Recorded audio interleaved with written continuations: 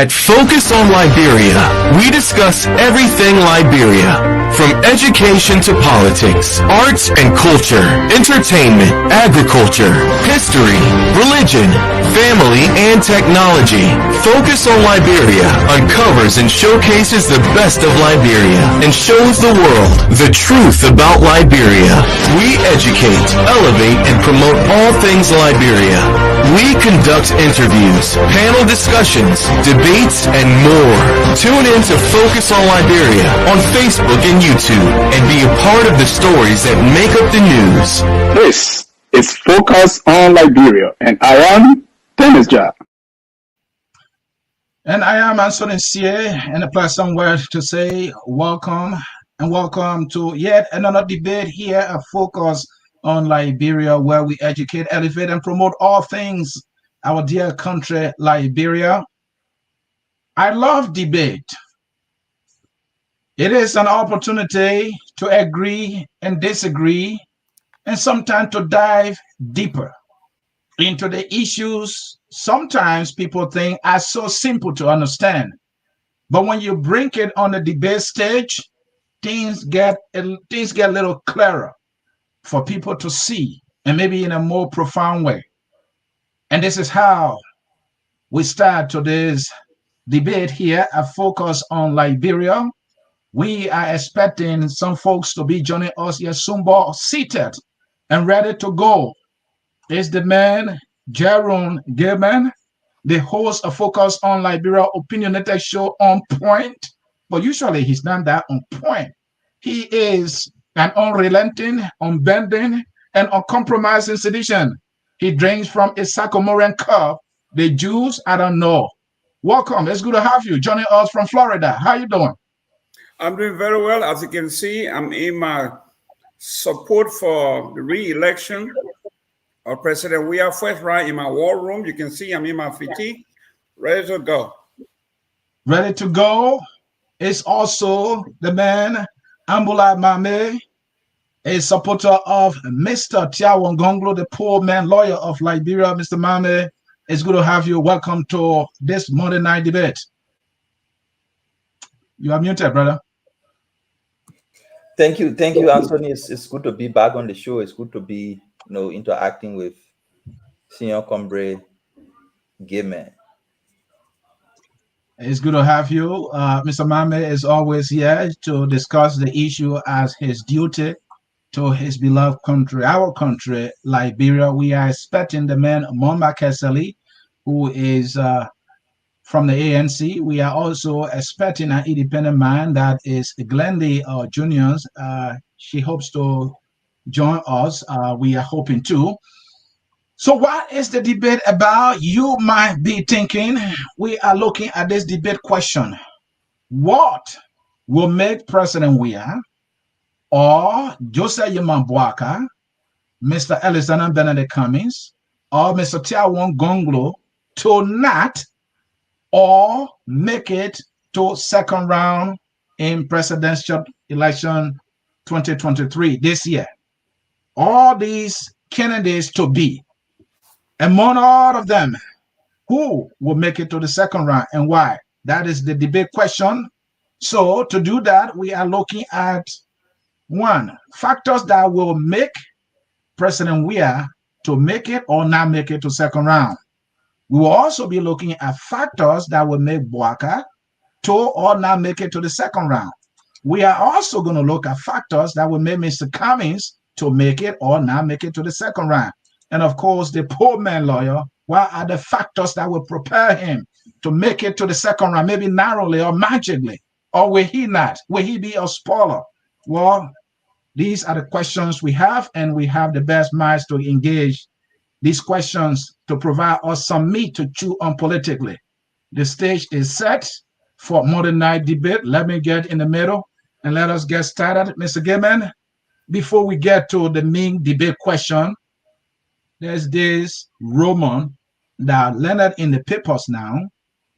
Your CAM CDC is saying your guy, Mr. Weah, President Weah, has given $75,000 to Mr. Boakai to travel to the U.S.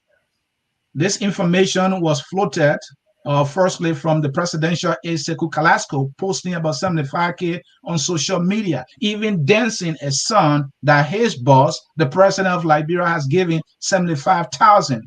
We don't know who is telling the truth. This is your kin.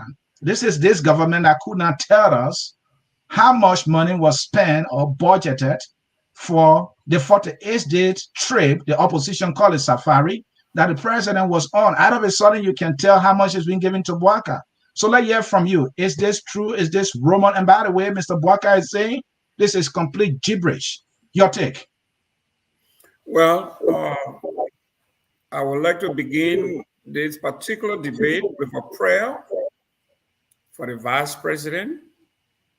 Vice President has been very ill.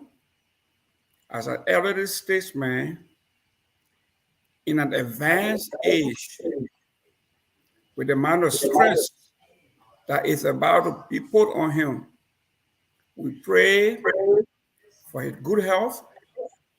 We pray that Honorable Boakai makes it to October, because we do not want any excuses that the best man, the quarterback of the team, was not available, he was ill or hurt.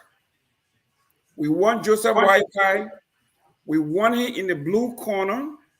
We want him full strength for the team, including his cut men, to make sure that he stands when Bekube hits the square circle. As far as the $75,000 is concerned, it is factual. I think Carrasco made it clear. The political party did not want to get involved with the financial aspect of this man's trip. So yes, it was a negotiation between the family. It was a request from the family that was honored by this administration. And I want to thank President Weah for being the human being he is. After paying for the pacemaker and all that went with it, to turn around again and pay for the vice president trip for his rehabilitation says a lot about who Weah is, a uniter, a humanitarian, and a real son of the soil. So my prayer ends that Joseph Boakai hopefully makes it to October, because we need him at full strength. Mr. Gilman, saying you are saying this is true, one might be thinking, how? Is there anything we can lay our hands on?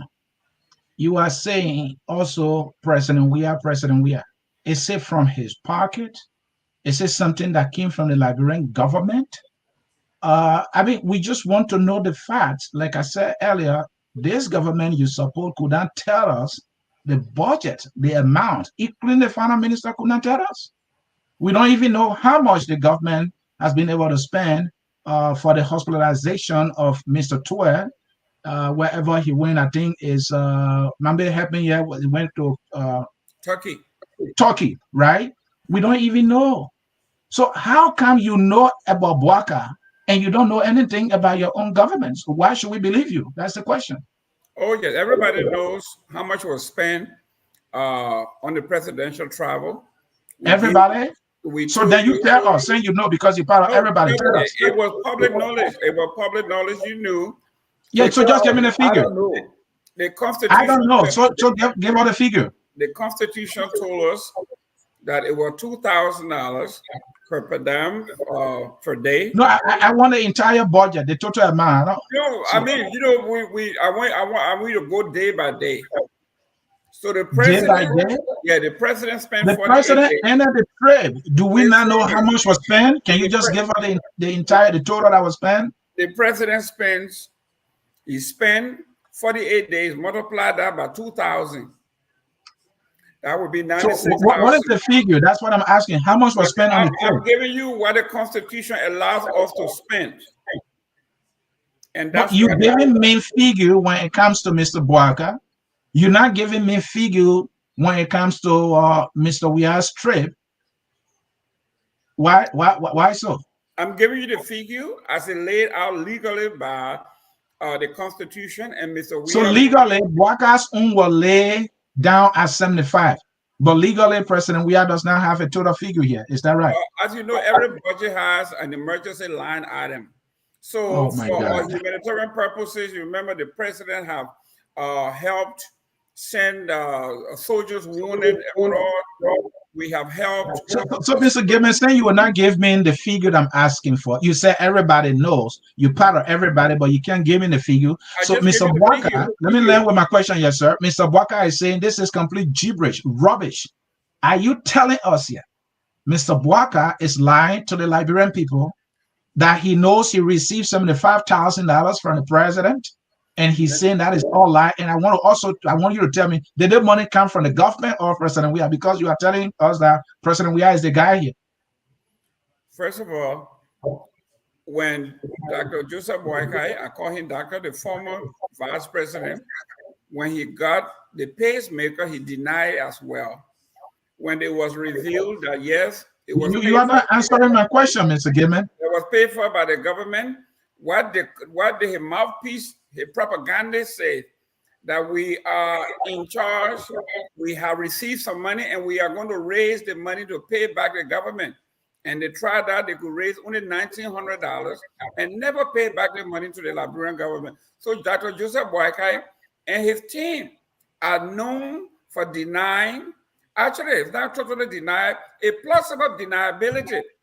They were denying to some degree, like some said, it is not a unity party, but it is the family that made a request to the government. So they are splitting hair here. So you are talking about a group of folks that are very disingenuous. And this is what we are saying. Maybe when you look at Joseph Boakai and you look at the president, Weah, from Mr. Gibbons, I'm sorry we have to leave it there. You are not giving me what I'm asking you for, so I have to go to Mohammed. What's going on? We are saying Boakai is senile. He doesn't know what's going on. I know you want to beat on Mr. Boakai. You don't want to give me my answer. The question I'm asking you, I think you're dodging it, you're spinning it. Mr. Mohammed, let me come to you. Yeah, this is huge, Mr. Mohammed. For CDC, I mean, Carrasco, he might not see it, but to be presidential, it's a big deal. He is telling our country that President Weah has given 75,000 when Boakai is saying this is complete gibberish. Is this true? Who are we supposed to believe here?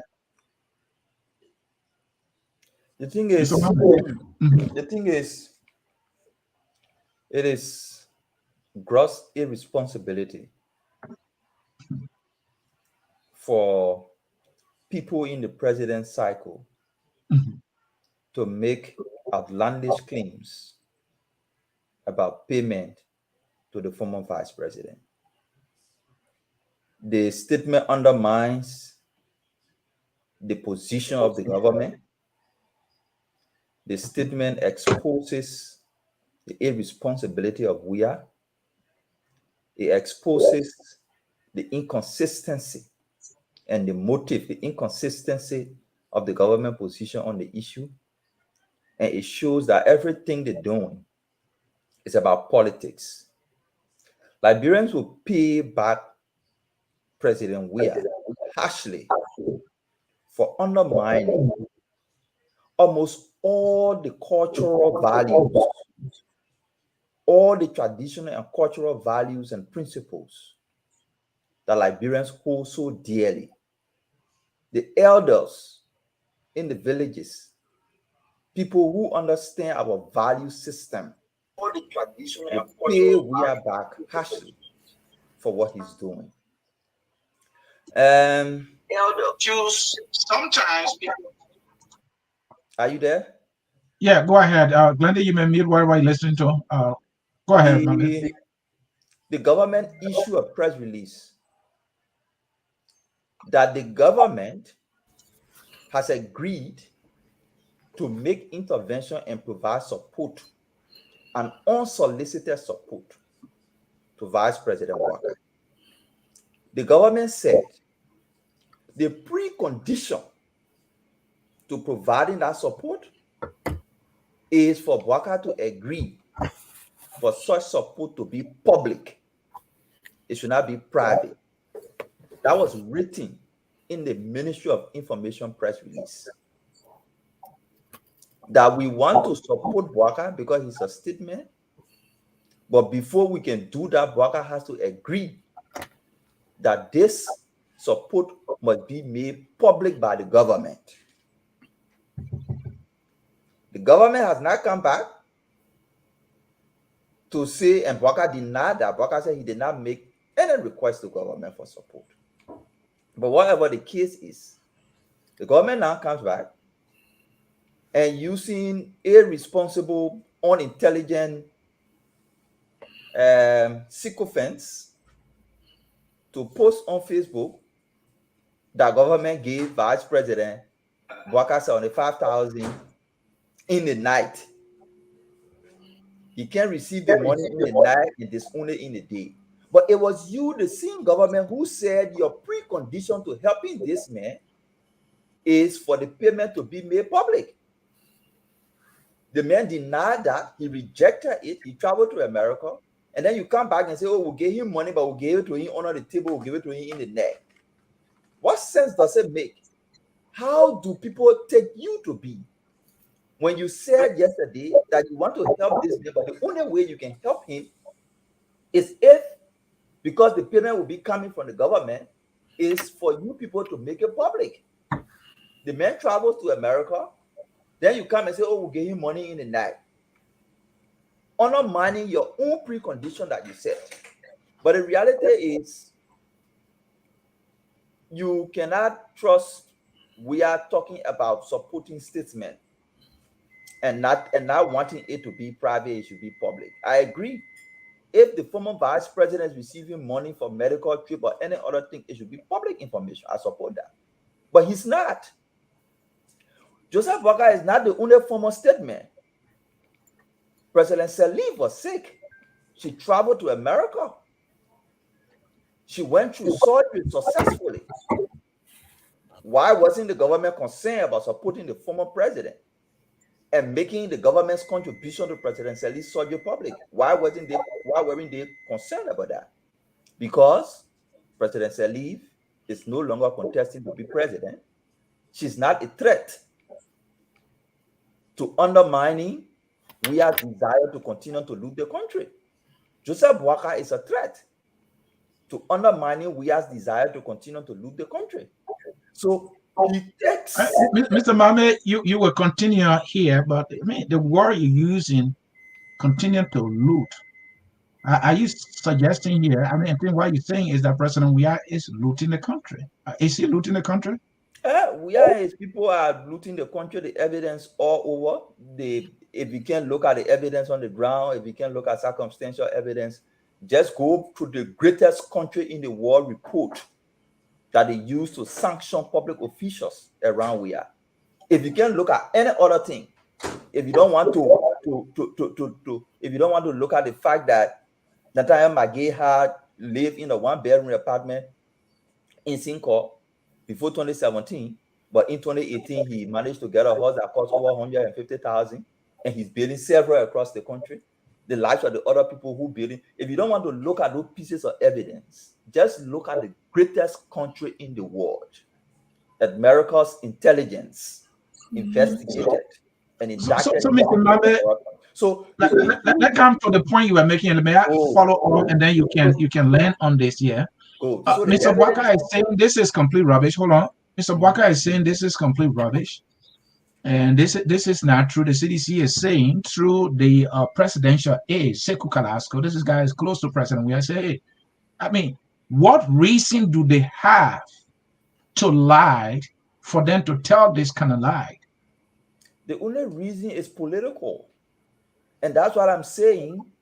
If you undermine the value system of our country, of our people, our cultural value system that we so cherish, that you do good for people when they are in need and you don't brag about it, you don't turn it into politics. Respecting elders, respecting your peers, not only elder. You can disagree with them, but you don't help somebody in need and then you make noise about it. Those are value systems we cherish. Worst of all, you did not help this man. You said before you can help this man, he must agree, even though he did not ask you.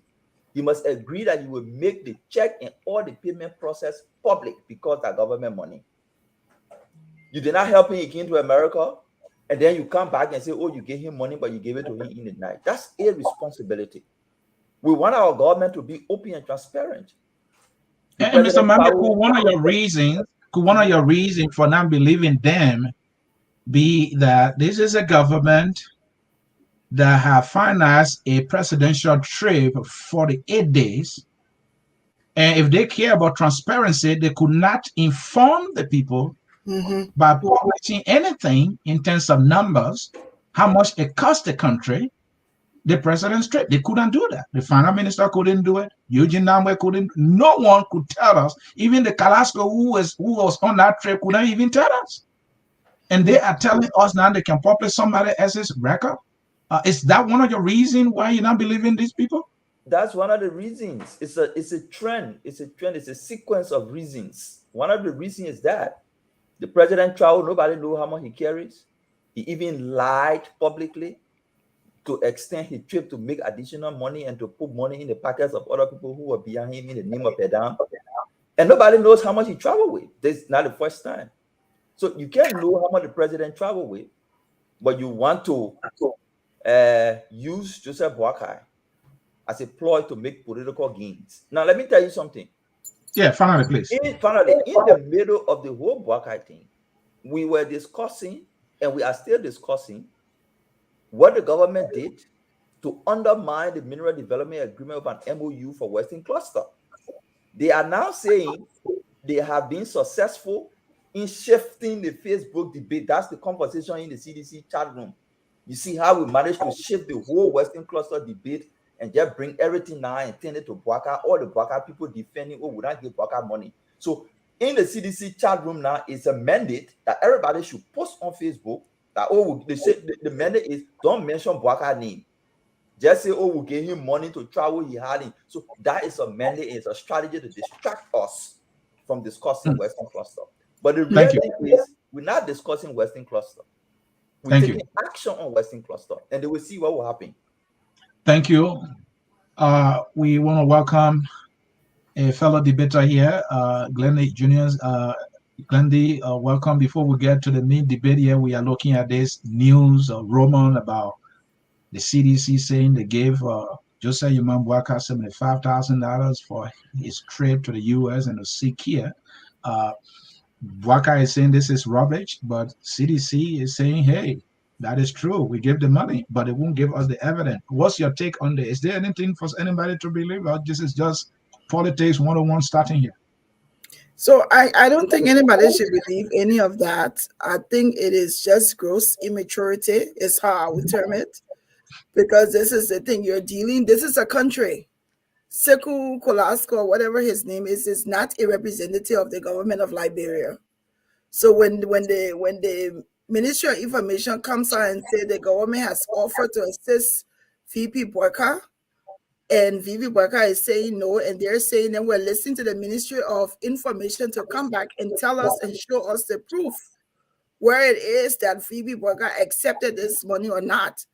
Sekou Kolasco, I think he wakes up in the morning, if he's going to drink tea or if he's going to drink ataya, whatever he drinks, then he comes and talks that. I think it's immaturity. I think it's poor taste for him to do that. And what is even more surprising is for my dear friend, Mr. Gaiman, to even sanction that, to even agree to even repeat that, for me is disheartening. That he will continue to go around making such statements, using Facebook as his means of publicity to spread that. It's so wrong. The Boakai camp has continued to deny it. And so if it is true, and if Sekou is representing President Weah in the government of Liberia, then let them show the proof. And I go with what Mama said. You're talking about, you can say, okay, we give VP Boakai money and we have proof, we should believe you. But you weren't able to tell us how many people you took with you to Qatar and how much you spent. But here you are, you're able to sanction and say everything you did for VP Boakai, and you want us to believe that. I think they need to stop. This is not a play thing. This is a government of a country. And if a government of a country tries to help a former government official, nothing's wrong with it, but come out and show us the proof. Don't play on people's minds or emotions here. and make it seem like this is like child's play. It's not child's play. So I think they need to be, I think whoever is representing the government, I think they need to silence Sekou Kolasco, because I think he's causing more damage for President Weah in the CDC camp than there needs to be. So he needs to just stop. Fine. Thank you. We'll leave it there on that topic. We'll go to the meat debate question for today. Folks, thanks for joining us here. Of course, this is Focus on Liberia Monday Night Debate. I'm Anthony here hosting. And Glendy, you said it right, and I agree with you. If the government believes that it did what it did for Joseph Boakai, put the records out. Yes. Show all the check. Show all the transaction. Do it. You say you done something so marvelous for this man. You call him a statesman.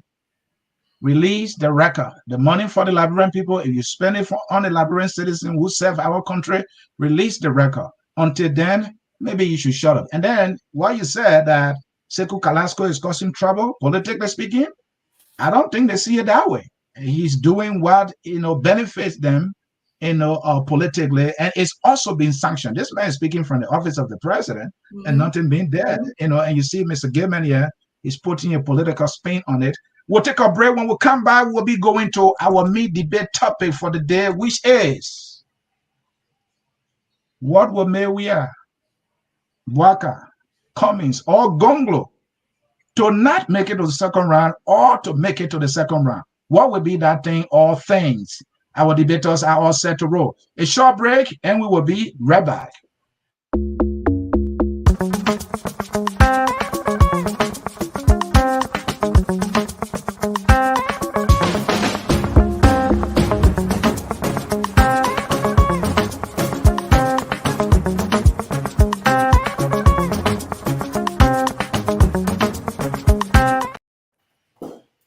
All right, we are back with you in continuation of this debate. Let us get to it here, and we will start with the man who is a representation of the government in power, that is Mr. Gilman. We are starting with President Weah, and we are asking the question, the factors, we are talking about the factors that will make President Weah to make it to the second round or not make it to the second round. So, Mr. Gilman, quickly here, what are the things that will prepare your guy, Mr. Weah, to make it to the second round? And if he is not to make it to the second round, what might be those factors or reasons for which he may not make it to the second round?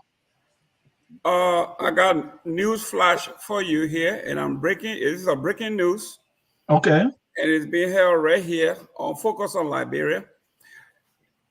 And in my old Republican voice from George H.W. Bush, read my lips. There will be no second round.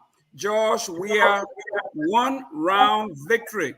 Read my lips. There will be no second round. First round victory. George Weah. So tell us the math. Thank you.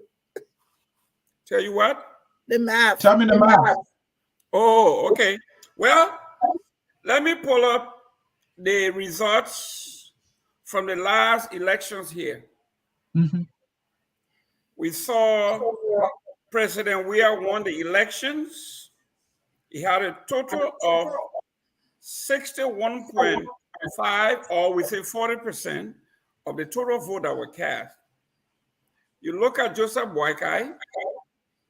Joseph Boakai had 34.01%, Bronskin 5.21%, and so forth. There is nobody in this race. I am saying this because I want to quote G Talk, Mrs. Juniors here. Her political partisan. She's a member of the ANC. We know that. And Mr. Cummings said this. I'm a member of the ANC. You mean the ANC people would laugh at you? Excuse me. Is there any reason why you don't want to own the ANC? But listen to this. I will quote Mr. Cummings. Mr. Cummings said, Past performance is a clear indication of future performance. This is Mr. Cummings. I'm quoting him verbatim. So if past performance, 5.12%, that's Cummings, not even 7% in the past elections. Ortiz being constant. And we added to Joseph Boakai 34%, they still have not even reached not even 40%. So this is what we are talking about. Like the president said, they elected me when I have done absolutely, when I did absolutely nothing. Now that I have built roads, built universities, built hospitals, free education, scholarship, YF fee, you name it, parks, roads, all of these things the president have done. What else can you say that anybody will come close? And he is in top shape. He's got good health. Mr. Gilman. He's young. He's 56 years old. He has you all know the this Mr. Gilman, all I'm hearing from you is, trust me, because I support the president, because I say so, the president going to win. I'm giving you and no second round. No, hold on, Mr. Gilman, hold on. That is all I'm hearing from you. Let's look at some factors here. You have all the roles and all of the things that you want to name. Some of them were already in place. In fact, most of them were in place when we had the by-elections. You couldn't even put fourth candidate in some of those elections because the new CDC is now distasteful, right? So how come now you are saying it's going to be different? Your stronghold, Monserrato, has been taken away from you. You see, let me demystify what you were talking about when you talk about Monserrato being taken away from us. Let's look at the historical facts about Monserrato and incumbency. President Weah is going to win Monserrato. That's for sure. We're not going to even debate that. You want to talk about the 2020 election, by-election, where the president was not on the list. The president was not in the running. When the name President Weah, when George Manuel Weah appears on the ballot, that's a whole different ballgame. Now you are talking about projects that were in the making. This is what makes President Weah the most dynamic president that Liberia has ever had. He came in, he did not start anything brand new that the government have invested in. Liberian people have invested in these blueprints. We told you you can keep the blueprint, but we will actually do the work, and we have done the work. So here we are, President. We have done the work. Government is about continuity. The president has done all that was left behind by Ellen and has begun to do his own. And that will continue into the second term. So, my friend. And finally, are the Liberian people in their majority happier now? Are they in a better shape now? Absolutely. Our prices are affordable now, for which they will want to re-elect President Weah? Well, when we talk about prices, things on the world market, President Weah has no president, even the United States. Our inflation rate is through the roof, 45 years high. Nobody has control. The Liberian people know this. When you look at the report, we talk about the survey done by OK FM, Freedom FM, Spoon FM, all over the country. The people are saying they are satisfied with this president, this administration, and he will win by a landslide. This is what I'm telling you. So what's about the fight against corruption? He doesn't have control too? Well, if you look at the Mandela Challenge, we passed the corruption index. Liberia passed the corruption index twice. This is the international community telling us. Is he holding folks accountable? Is he holding folks accountable, including himself? The president is accountable, and we know this. All right, thank you. Glendy, we are looking at President Weah. First of all, would there be a second round? And will President Weah make it to the second round or not? So there are several things that we can factor in. Number one, we cannot deny the fact that President Weah is still loved by a lot of people because of his sportsmanship or his football popularity. People still love him no matter what. When I'm listening to Mr. Gaiman and saying, "Oh, President Weah has completed all of Ellen Johnson tasks," so when I say become Ellen Johnson deliverables that he completed, that you guys continue to own it as yours. So you're telling us tonight that everything he's done, I guess this is the segue into why he has not been able to deliver all of the 36 deliverables he promised. So because he has not been able to deliver them, we're now finding an escape route to say, okay, everything he was doing first was completing Ellen Johnson projects. And so because he has now completed hers, let's give him 5 more years to complete his. I think that's just ingenuous to the people of Liberia. I think that sedition should not take Liberian people for granted. Yes, Liberian people, it's a difficult role to be able to pinpoint on where they're going to go now, because they like first impression, they fell in love with Weah, and so it'll be difficult for them to leave. But don't take that for granted and say, okay, we promised 40 things, and out of the 40 things, we're only able to do 2. So regardless of that, we're going to go back to 5 years ago when the people hailed him and the people wanted him to, and the people voted for him to win. So that's what's going to happen. And then you forget about all these other factors that have in play. The mysteries, the death mysteries that have been happening, the corruption in the country, the fact that we have government officials that have been sanctioned, the fact that we have people that we can't even put a number to jobs that are being created by the Weah government. The fact that, yes, you're talking all free tuition. Yes, it may be free tuition to an extent for the people that are in LU or other public universities, but they still have to pay. So you go to school, you can go to school, but you're still hungry. You graduate, there are no jobs. So I don't understand what's coming to the table for President Weah to win this or win it at the first term. I see it highly impossible that the first round that he's going to win this on a clean sheet. I see it. I don't even think that that's going to happen, because there are so many things that he has not been able to deliver. Like, number one, he's talking about accountability on corruption. Really? Is he really holding people accountable? Are you for real? When he have $11 billion just got missing from the rights people, and you are saying here that he holds people accountable.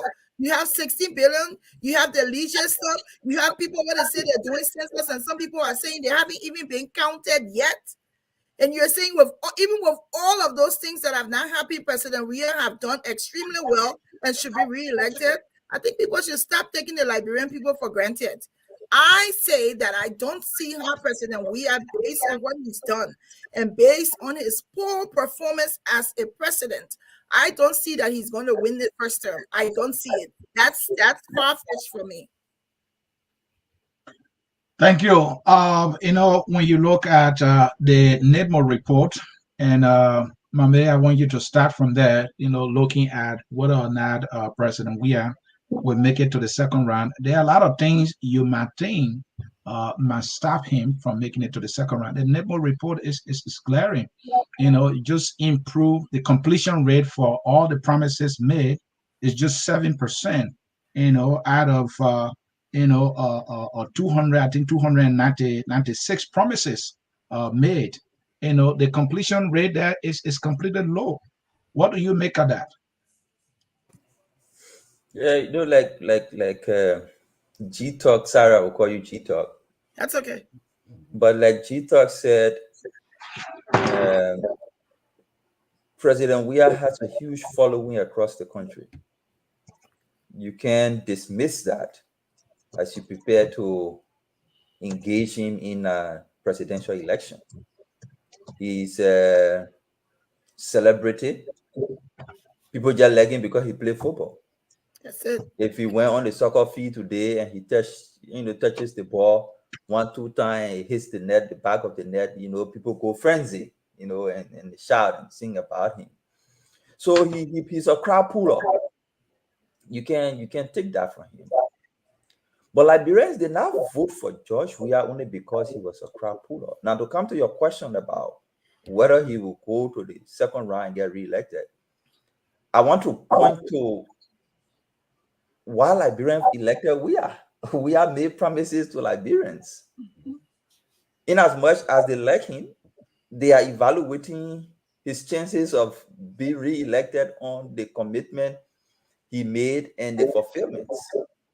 So 2017-16, we are promised to fight corruption and prosecute corrupt government officials and use the money, retrieve stolen wealth, whether it's from Ellen Johnson Sirleaf and her family, whether it's from all across government. There were long lists of people, they consider to be corrupt.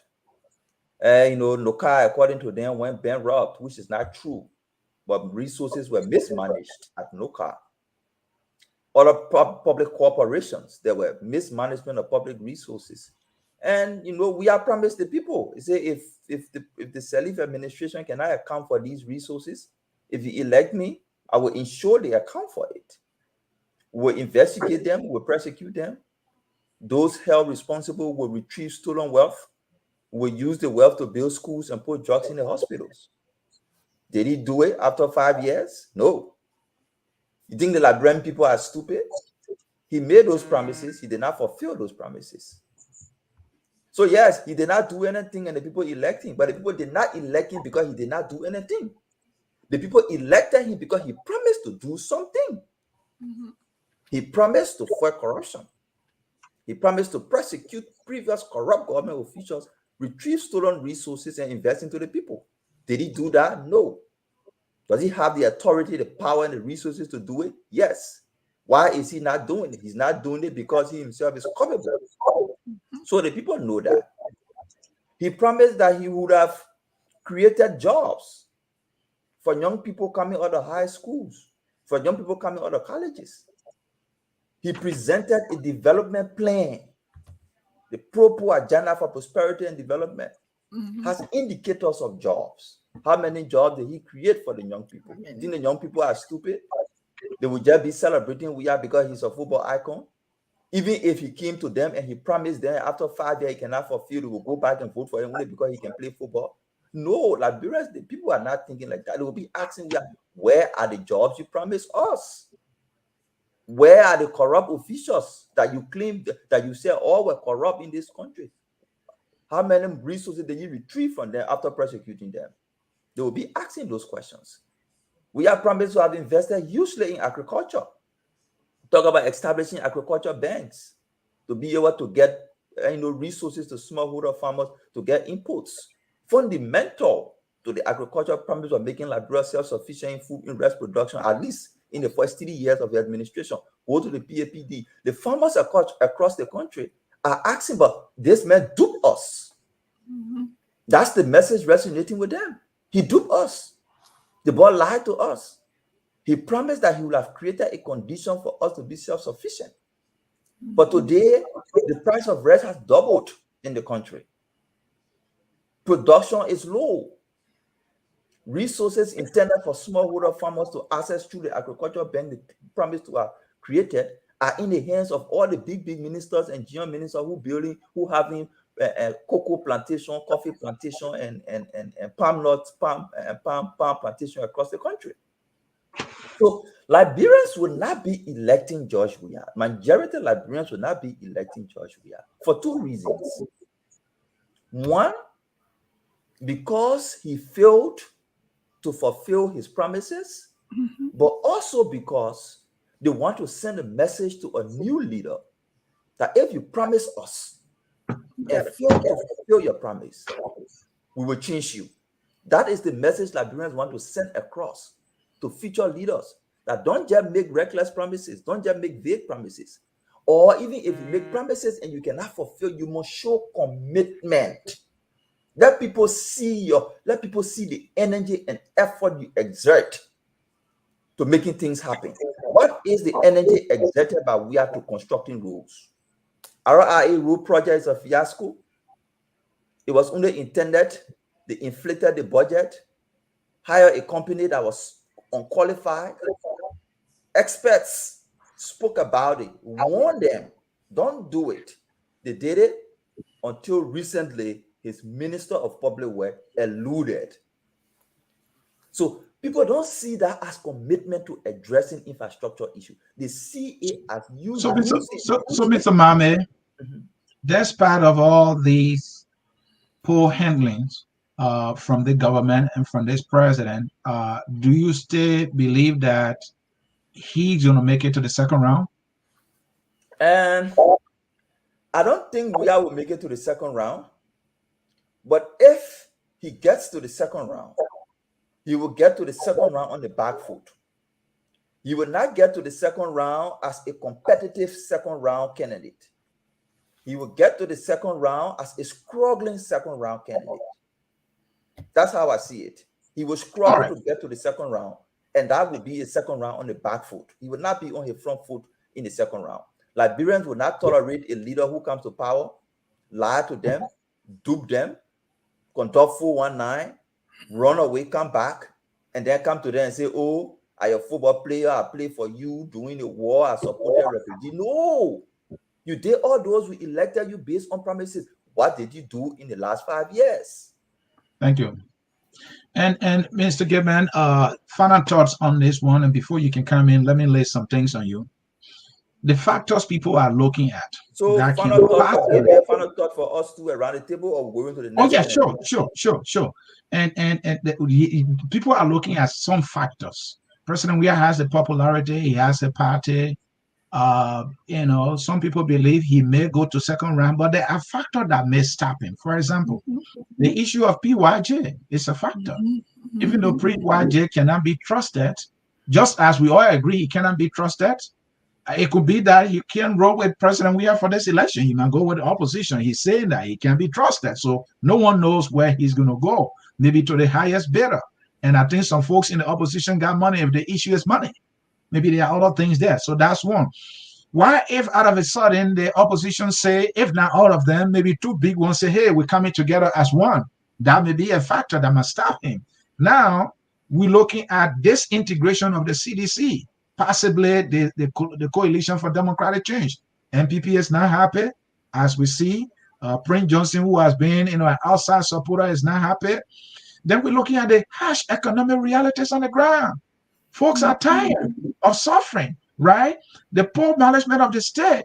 Now, in addition to that, NEDBO released a report that of the 292 promises made by this government, 292, only 24 they have completed, which means 268 yet to be completed. All right. Now, you're talking about COVID-19. They made 6 promises for COVID-19. They will give the people rice. They will give them oil. They will give them free water. They will give them free electricity. They didn't fulfill any of those things. Some people even didn't get rice. The only promise they fulfilled was the rice. The stimulus check was a fiasco. All right. Now, when you come to Pillar 4, or governance and transparency, they made 27 promises. Of the 27 promises, 0 completion. 0. Then you're talking about sustaining the peace. They made 14 promises. Only 2 they completed. The economy and jobs for the young people. They made 139 promises. Only 13 completed. Then power to the people. You're talking about 106 promises. That is your Pillar 1. Only 8 promises fulfilled. This is why the people are unhappy. And you think with all this, the people are going to say hallelujah to President Weah? Is that what I'm hearing from you? Yeah, because he play football. Mr. C. Yes. The reason the president is going to win on the first ballot, on the first round, let's talk about the promises made. You say he completed 24 of 292. 292. Mm-hmm. We will tell you that the top 24 of the 292 was completed. Really? The president told you the number 1 platform is road connectivity. Even Joseph Boakai agreed with us that the success of Liberia is roads. The president have made an effort backed by the international community that the 15 counties need to be connected. The president have made it clear there can never be full sufficiency in Liberia if we do not have road connectivity. Look at the road to Lofa County, major development. Look at the road to Nimba, We were just celebrating the connection between Saclay, PA and everything else. And then the funding of the road from Saclay, PA to Grand Gita. We have that. You're looking at the dual community road. There were no roads there at all. So the president is doing all of these things that he promised to do. And he's doing that. Now let's talk about other factors. So there were roads, they were just bad. So there was no roads. But they're still bad. They're still bad. They're still muddy roads. Excuse me. Let's look at the competitors here. You can say all you want, but let's juxtapose the competitors, okay? Which is a major factor in politics. Let's look at the competitors. Let's talk about. No, but we'll get to that. Gongloe. Let me conclude here quickly. Yes, let's look at the factor. Look at Gongloe. Gongloe was a part and parcel of the failed government. He worked in this government in two different positions. Failed government, the Ellen government, the more corrupt government, according to their own auditor, Malu. Most corrupt, more dangerous than Charles Taylor. Now you're talking about power to the people. It was this government that decriminalized free speech in the history of Liberia. The Camara Act, where someone like Yeka Kaluba can stand on the top of a pickup truck and abuse the president's mother, the president himself, with no arrest. There is no political prisoner in Liberia. All right. About a transformational president. This is Thank you. President Weah, and I told you, there is no competitor. You put Cummings and President Weah, there is no competition. This gentleman cannot even manage his own campaign. Forget about Joseph Boakai. Joseph Boakai is in a wheelchair. You cannot win Liberia without going from county to county. So let's look at it. Let's look at these factors. I'm not sure Mr. Boakai is in a wheelchair. We'll leave it there. Glendy, your final thoughts? I want to quickly follow with Mr. Gaiman when he's saying that Joseph Boakai is in a wheelchair. So we are using a scooter? Because I don't know how many counties he's visited in the last 5 years. All 15 counties. And how many times did he do it? Just recently, correct? No. Just recently, about a year ago. A little over a year ago, he was able to go to all the counties. He did that through the county tours. No. He did that through the county tours that was financed by the government. Thank you very much. Has done that. So for 5 years, Joseph Boakai visited all 15 counties. Let's be fair. It's Glendy's turn, Mr. Gaiman. Let's be fair. We have to be balanced in our approach in these discussions because people are listening.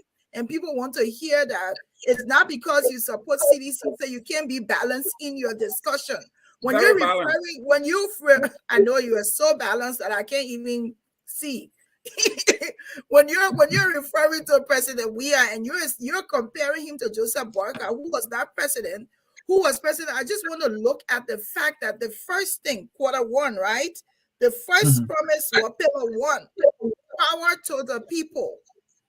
This man who promised power to the people, 106 promises, was only able to carry out 8, which is at 8%, which is a negative failure for me in the dumps.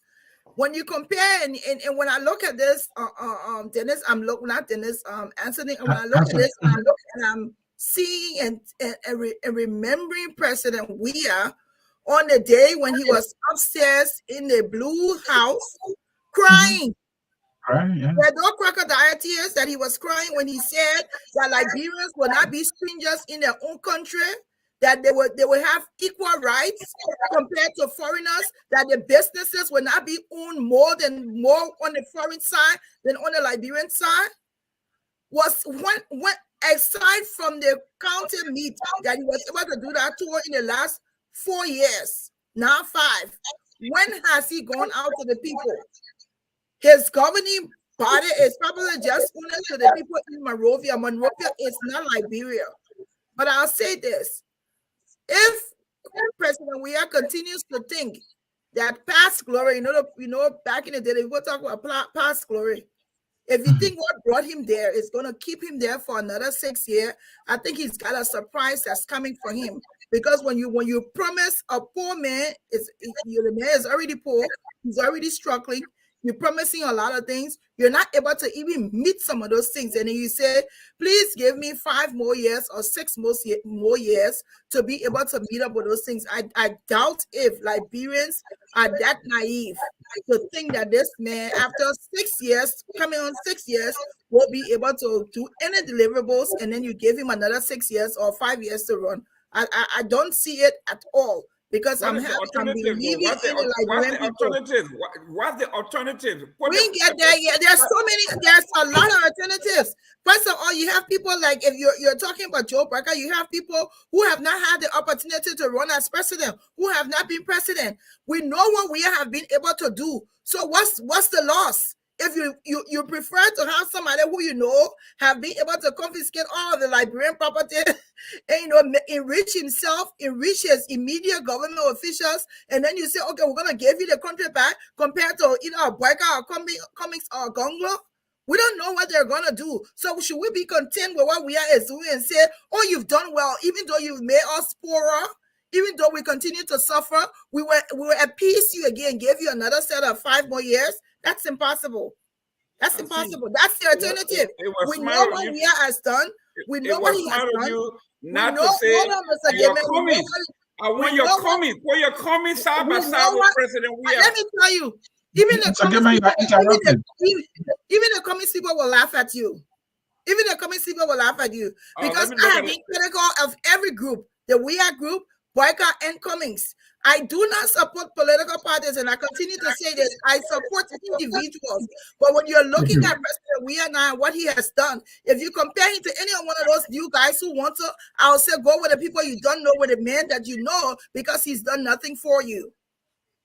Thank you, Glendy. And the thing that got me shaking my head in this report is on the issue of governance and transparency. 27 promises, zero completed, 0%. Mame, your final thoughts. You can ensure democracy and the rule of law by just enacting a free speech legislation. Liberia has always been a country where we pass laws and put them in the dustbin. We don't enforce them because we don't even believe in those laws. We did not even read that law when he signed it. Somebody just told him it's a good law. So internally, the internal fortitude to stand for a value system is not in him. Listen to Weah. Somebody who wants to ensure a free space will not threaten his citizen that if they made words to him that he considered to be insult, that he challenged them, they will never walk in the street free. That was Weah's comment. I sent it to you, answering his own video. Play it so he can listen. A leader who is committed to free speech, creating free space, will not threaten that any citizen in the country who quote unquote insult me will never walk on the street free. Nobody who believes in the Camara freedom of speech legislation will make such a statement. But we have made that statement because he didn't believe in what he signed. He was expressing publicly on TV his internal desire to be a dictator and resist people who criticize him. Followed by Weah was his finance minister, Samuel Tueh, also on video, calling on Liberians to make Weah a benevolent dictator. The finance minister, he said we need a president to be a benevolent dictator. That's false. He never said that. I will send a video. So you listen to it as well. He said maybe what Liberia need is a benevolent dictator. He didn't say President Weah won. They will play it. He did not say maybe what Liberia need. He said Liberia need a benevolent dictator, and he's calling on the people to vote for Thomas Falla so that we can have that absolute power to make decisions. That's what he said. And the people never elected Thomas Falla, so that means there's no dictatorship. No, so what I'm saying is people who value the system will not be making such a statement. The democracy we enjoy today is because of the resilience, the commitment of the people, not because of the position of the president. Because the president himself have said, anybody who say negative things against him will not walk in the street freely. And we can debunk that. You see, Mr. Yeka Kaluba and other folks that use words. We are talking about derogatory terms against his mother, and those people are still parading the streets of Monrovia. So that means what you are saying is not true. Walking the street freely means a whole tons of different things. It means a whole lot of different things. Today in the legislature, Yeke Kaluba as a lawmaker has been intimidated. He has been harassed. No pay. He has been molested on the floor as a lawmaker. Ordinary securities have been authorized to remove him outside of their law. Yeke have taken the House of Representatives to the Supreme Court twice and he won. That's one of not walking on the street freely. Psychological molestation. A man who bring banana, a bunch of banana on the floor. Mr. Gilman, you are talking off the floor. A man that bring a bunch of banana. Mr. Gilman, you are talking off the floor. Please. Mohammed, you are protected. Mohammed, you are protected. Yeah, but Mohammed, please also mention the fact that he's talking about now. We can also go back to seditions when they used to tote casket and carry women underclothes for Ellen Johnson Sirleaf. Let's bring that into play. Yeah, let's come to him saying walking in the street. So walking in the street freely walking in the street not being free has different meanings. Psychological trauma, molestation, harassment, psychological harassment. Yeke Kaluba has gone through all those. He's not walking freely. Yeke is not walking in the street freely. Young people going to protest, the CDC will call press conferences, will meet on the street in flesh and blood. That's not walking in the street freely. A young man was beaten, taking off his clothes to send a signal to other people. People are not walking in the street freely. So don't hitch on passing a legislation, Camara freedom of speech legislation, to grade democratic credentials. We look at actions. And Mami, another one you are forgetting here is when Yeke's family traveling to Ghana, I believe, even the baby food was seized by security forces at the airport, and this was confirmed. Yeah, correct. So to learn my thoughts, so we'll move to the next topic. President Weah is popular, but his popularity is like an orgasm. People just enjoy a short time and then they leave it. Liberians will be looking at George Weah on the basis of the promises he made and whether he has fulfilled them. And if you look at everything that has happened in Liberia, you want to brag about roads, all the roads construction you're doing, you inflated the cost and diverted the money to personal use to the extent that some of them are now working. You're talking about you can produce food because you don't have road from Lofa to Monrovia. Let me tell you something. You toting iron ore from Bombing County in trucks to bring to Monrovia. You can improve agriculture in Bombing, Bapolu, and Cape Mount and use that same truck to bring produce to Monrovia. Who told you only in Lofa you can produce food? If you can take iron ore from Bombing and bring it to Monrovia, you can take plantain, you can take potatoes, you can take rice from those three regions and bring it to Monrovia if you invest in those people. Thank you. On that note, we will move to the second issue here, and that will be on Mr. Joseph Boakai. We want to know whether Joseph Boakai will make it or not make it to the second round, and we will be looking at some factors that may stop him and some factors that may propel him to making it to the second round after this brief break. Our country, sweet Mandela, our country, the God gave all is from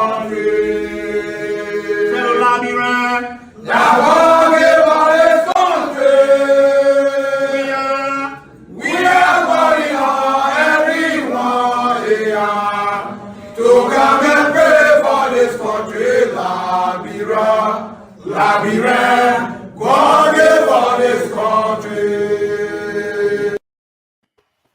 That is true, and that is why we are debating the country Liberia. Joseph Boakai said he will be a candidate in this year elections of 2023. The question we are asking, if he is to make it to the second round, what would be the factors? If he is not to make it to the second round, what would be the factors? Let me give you some possible factors people, political minds are looking at. They say if he is not to make it to the second round, it might be his health, the issue of money, age. Some people are also saying whoever he picks, if he picks a poor choice, it may minimize his chances of making it to the second round. Others are also saying the early Unity Party factor. Some people might point to Unity Party was in power. Some people believe Unity Party did not do well enough. And on the other side, some people believe does not want to see JMB becoming president, just as she did in 2017, did not support JMB, undermined JMB cleverly. She might do it again. People are saying these are the factors that may stop Joseph Boakai from making it to the second round. This time, we will start with Mame. Mr. Mame, looking at factors, political minds are looking at that, have the propensity to deny Mr. Boakai. Should we dismiss these factors, or Mr. Boakai got everything in place for him, looking at his name recognition and all that? I don't think there is anything to just outrightly dismiss in politics. Naturally, Mr. Boakai is an elderly man. Every one of us, can get sick. We pray for good health for every one of us. But when you are old, especially in the 80s and 79 in the 80s, it is more likely that you get sicker, you get weaker than in younger people. But that's not the case all the time. That's not the case all the time. Boakai has shown, to be a very strong man. At the age 80, and Boakai is doing what he's doing, and Africa. Are you saying he's 80 now, or he's about 78? 78. No, we just celebrated 79th. 79. Let's take it at 80, whatever the case is. From Africa, not in Europe and America, not benefiting from the best of the best health infrastructure. If he can be doing what he's doing, that's through the special grace of God. What I think needs to happen, or what I think will serve as a problem or a challenge to Boakai, is how he demonstrates that he is fit and ready for the campaign and governance. I don't have his health record. From what I see him as a fit 80-year-old man. His comportment, his move, from what I see, is by far better than many 80-year-old people I have seen who just sit and wait for people to feed them. So what would be the question Liberians are asking is, beyond just all the speculations, beyond all the rumors, beyond all the Photoshop showing somebody looking crippled and all those stuff, people doctoring pictures to present things to satisfy themselves, how the Boakai team would demonstrate to Liberians his readiness to engage the campaign process and provide leadership. That physical fitness is a very critical part of why Boakai may or may not get into the second round. It is that's just heavy. What's about money? That's heavy. You just addressed. What's about money? The choice of VP and also the issue of the Alien Unity Party's factor. I was not really addressing health issue because I don't know any serious health issue that should prevent him from contesting. I was only saying he just need to demonstrate to the people, because there are doubts. If you go around, you see the different conversation, people have created doubts, not legitimate doubts, because they've seen no medical records. People have created doubt. Politicians have created doubt. How did you come to say that the doubt that people have, those doubts, or that doubt is not legitimate? Because nobody has medical records. And do we need medical records to prove that? Yeah. The reason why I say so is because there is no publicly available medical records to point to. One. Two, the first time we heard that this man was almost paralyzed, he can't even talk, he can't even walk. 2 days after, we saw him walking, talking, getting in the car by himself. You know, so all those things are creating doubt, all the propaganda created. So I'm only saying it is the responsibility of his, campaign management team to clear the doubt and show that, from what we've seen, that Boakai is ready for the campaign. Now, the issue of money, Mame, the issue of money, whoever he picks for VP, and the Unity Party Ellen factor, could those be factors? I think the pick of VP is the most critical point. Okay. The pick of the VP is the most critical point. The issue about money, you need money to campaign. You need money to create momentum. Elections about momentum. But if you put it on the pecking order, I will take picking his vice president. Who Vice President Boakai picks as his running mate towards 2023 will determine whether he's a formidable candidate or not. He has a record of picking bad candidates, bad choices, making bad choices at the 11th hour. People are hoping that he will not repeat that. So all ears are open and looking to see who Vice President Boakai will pick as his running mate. That choice, that decision, bordering on one, the person's ability to be president. Because a vice president should be I'm going to push it here. I want you to give me meat here. And of the possible choices that we're hearing about, which one you think might make a risky choice here? We hear about Yumley, we hear about Benny Nayuri. I mean, electoral politics, no holding back. These are all possibilities. We don't know though, but because he will go either way.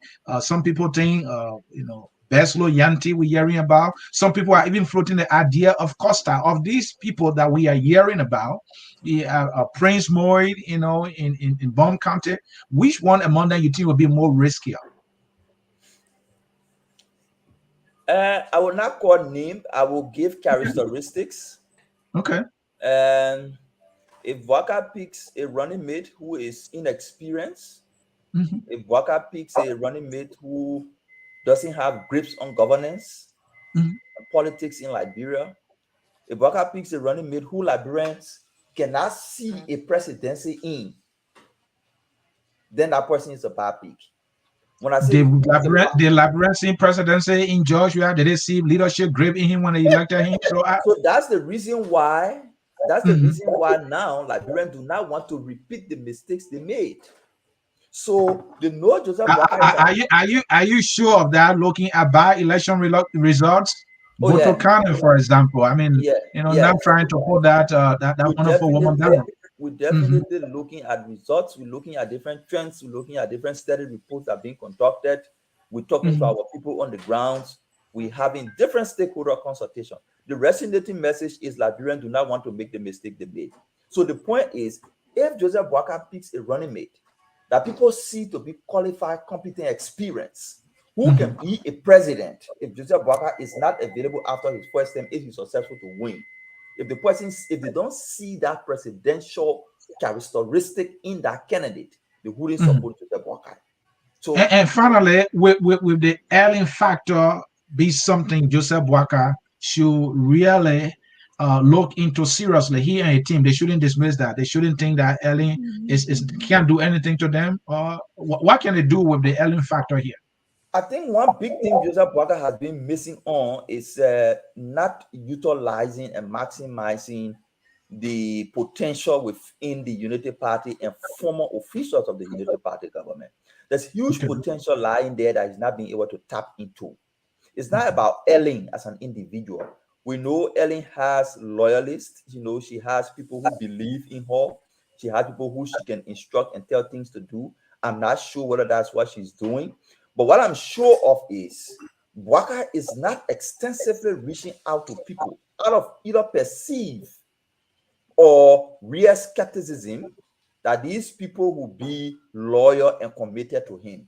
So if I were in Boakai's camp, I would tell him, give it the benefit of the doubt.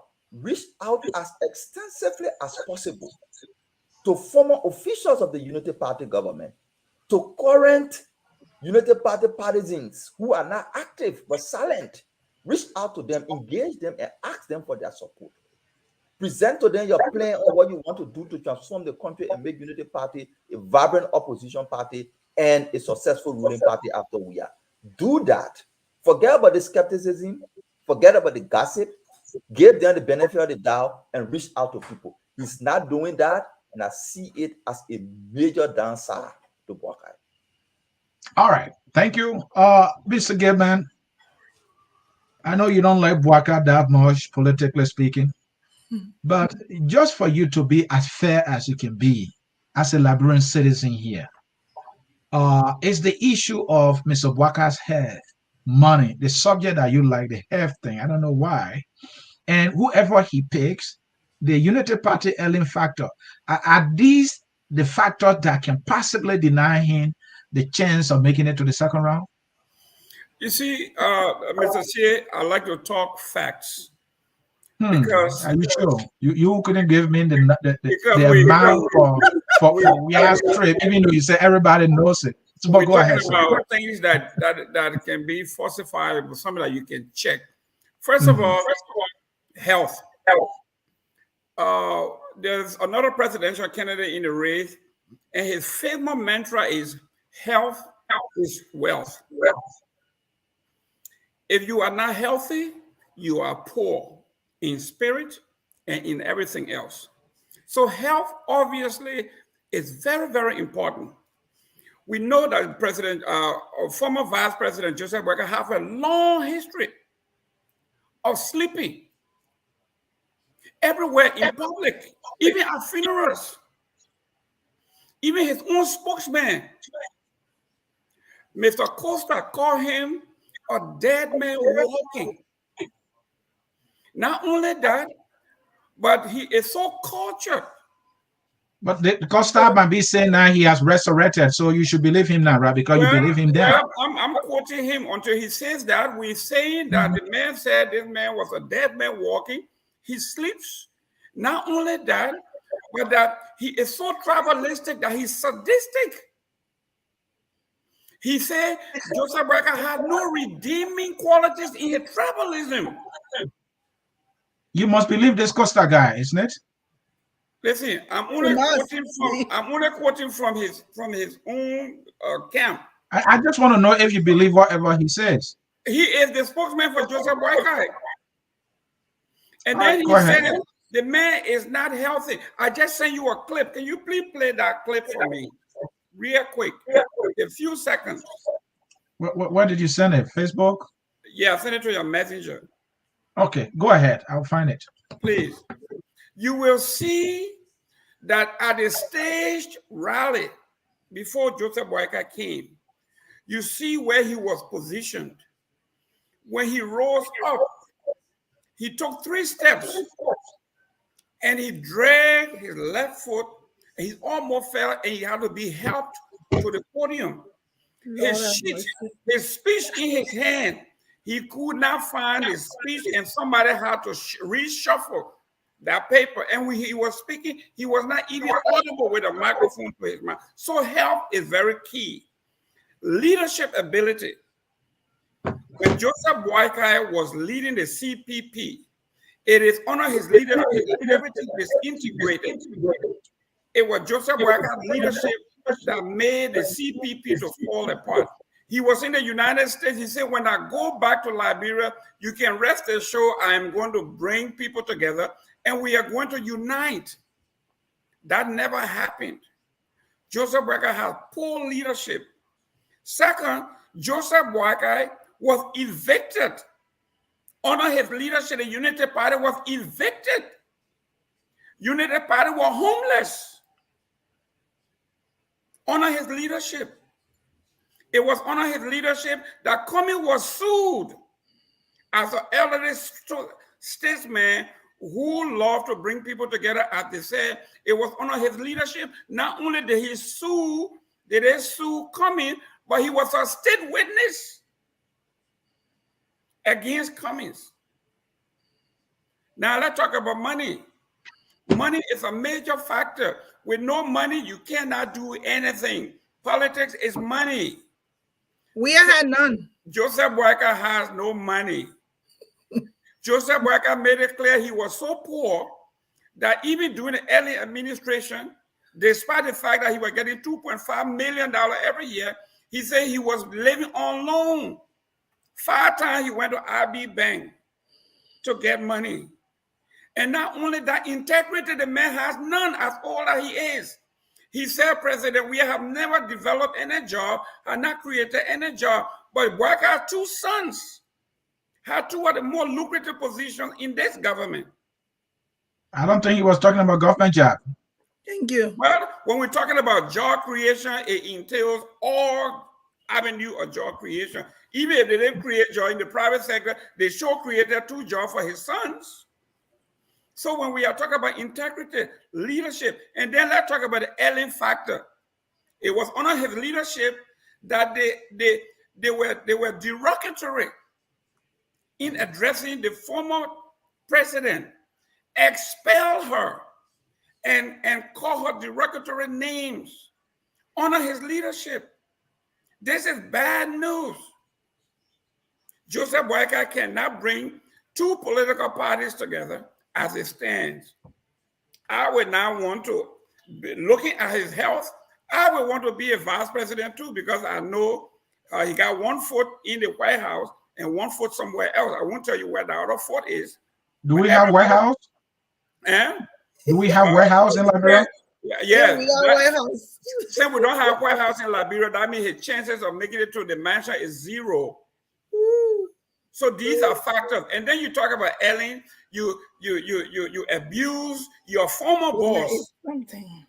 You abuse your former boss. Where does Joseph Boakai abuse Ellen Johnson Sullivan? Well, it was under his leadership that Wilmot Pay and these other folks expel her. So it was not Boakai. It was not Boakai who abused her, right? His leadership, that Unity Party leadership, that she was considered persona non grata for being a misfit. So with all these things that you are saying, are you saying that these things are enough to prevent Mr. Boakai from making it to the second round? Not even enough. I am saying, in fact, this is 2023. We are going into February, and the man is so indecisive that he has not even brought forth a running mate, and the time is running out. So what is this man waiting for? This tells you that Joseph Boakai is inept, he's incompetent. I think his age has made him to be senile, and he needs help, but not in the area of politics.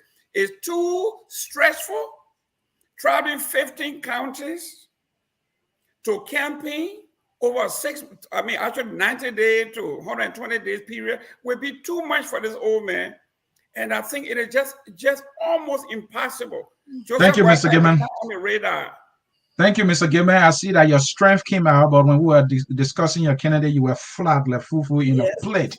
But I'll leave it there. Let's come to Glendy. Glendy, we are looking at the factors. I think you heard me. If you don't mind, I can repeat them. Political minds are saying, yeah, okay, go ahead, quickly. So at first, I have them written down because I want to speak to each of them. But I first want to ask Mr. Gaiman. I always love to come after Mr. Gaiman because he just triggers the true factor in me. I want to ask him, if you're holding Joseph Boakai responsible for all that Ellen Johnson Sirleaf did, should we hold President Weah responsible for the 25 million, the 16 billion, 11 million? Is that fair? Because in your statement, you said Joseph Boakai is misfit. I wrote the word down.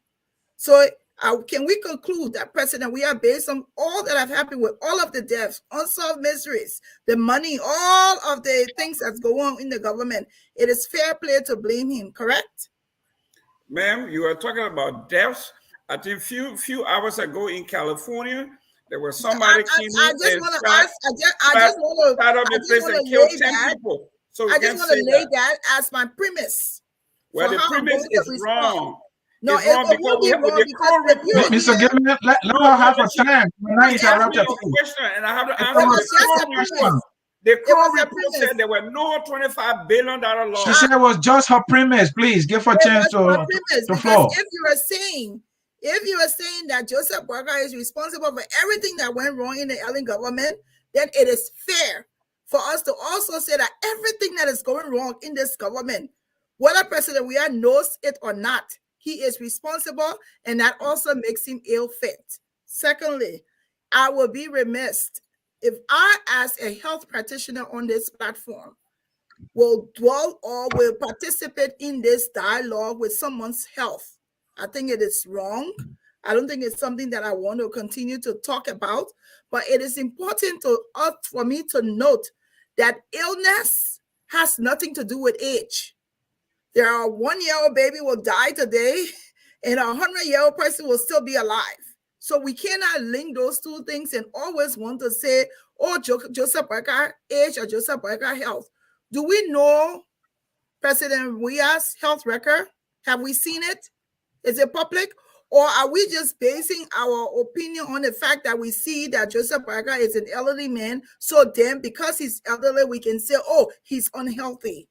It's a logical conclusion. The probability I'm just saying, you can't do that because you have not seen his health record. Neither have we seen President. I see his physical agility. And I have also seen President Weah physical agility during the COVID time, where he was a bit swollen that he had to send for COVID champagne. Do we really want to go there? Yes. Because there are also health records that are out there about President Weah. So let's be balanced and let's be clear. We have not seen President Weah health record. Neither have we seen President Joel Boakai's record. So it is so unfair for us to bring that here and make it seem like because we think he's an elderly man, so he's unhealthy. I want to disagree with that. And I don't think that health will play any role in his ability to be president of Liberia. Secondly, money. President Weah was broke when he was running. Let me just go into Colloquia. He was broke. He had money. The people, the grassroots people that supported him, helped raise funding for him. It's also possible that Joe Boakai also, if the Liberian people deem him competent to want him to run as president, they will also be able to raise money to fund his campaign. Case in point, Obama had no money. Grassroots help him to where he became president. Like I talk about age, VP candidacy. I want to disagree a little bit with Mohammed because I don't think we're looking for a VP candidate with experience. I think we're looking for a VP candidate that's going to appeal to Liberians as a whole because experience has done nothing for Liberia. Absolutely nothing. Whether you're experienced, whether you're not experienced, I think we're looking for a candidate that is not tainted. We're looking for a candidate that people can gravitate towards, and we're looking for a candidate who also is a pleaser to the Liberian people, and Liberian people can stand up and vouch for that person. Ellen factor is a serious factor. I am hoping that Joseph Boakai learned enough lessons from Ellen Johnson Sirleaf, that he will not include her in any discussions.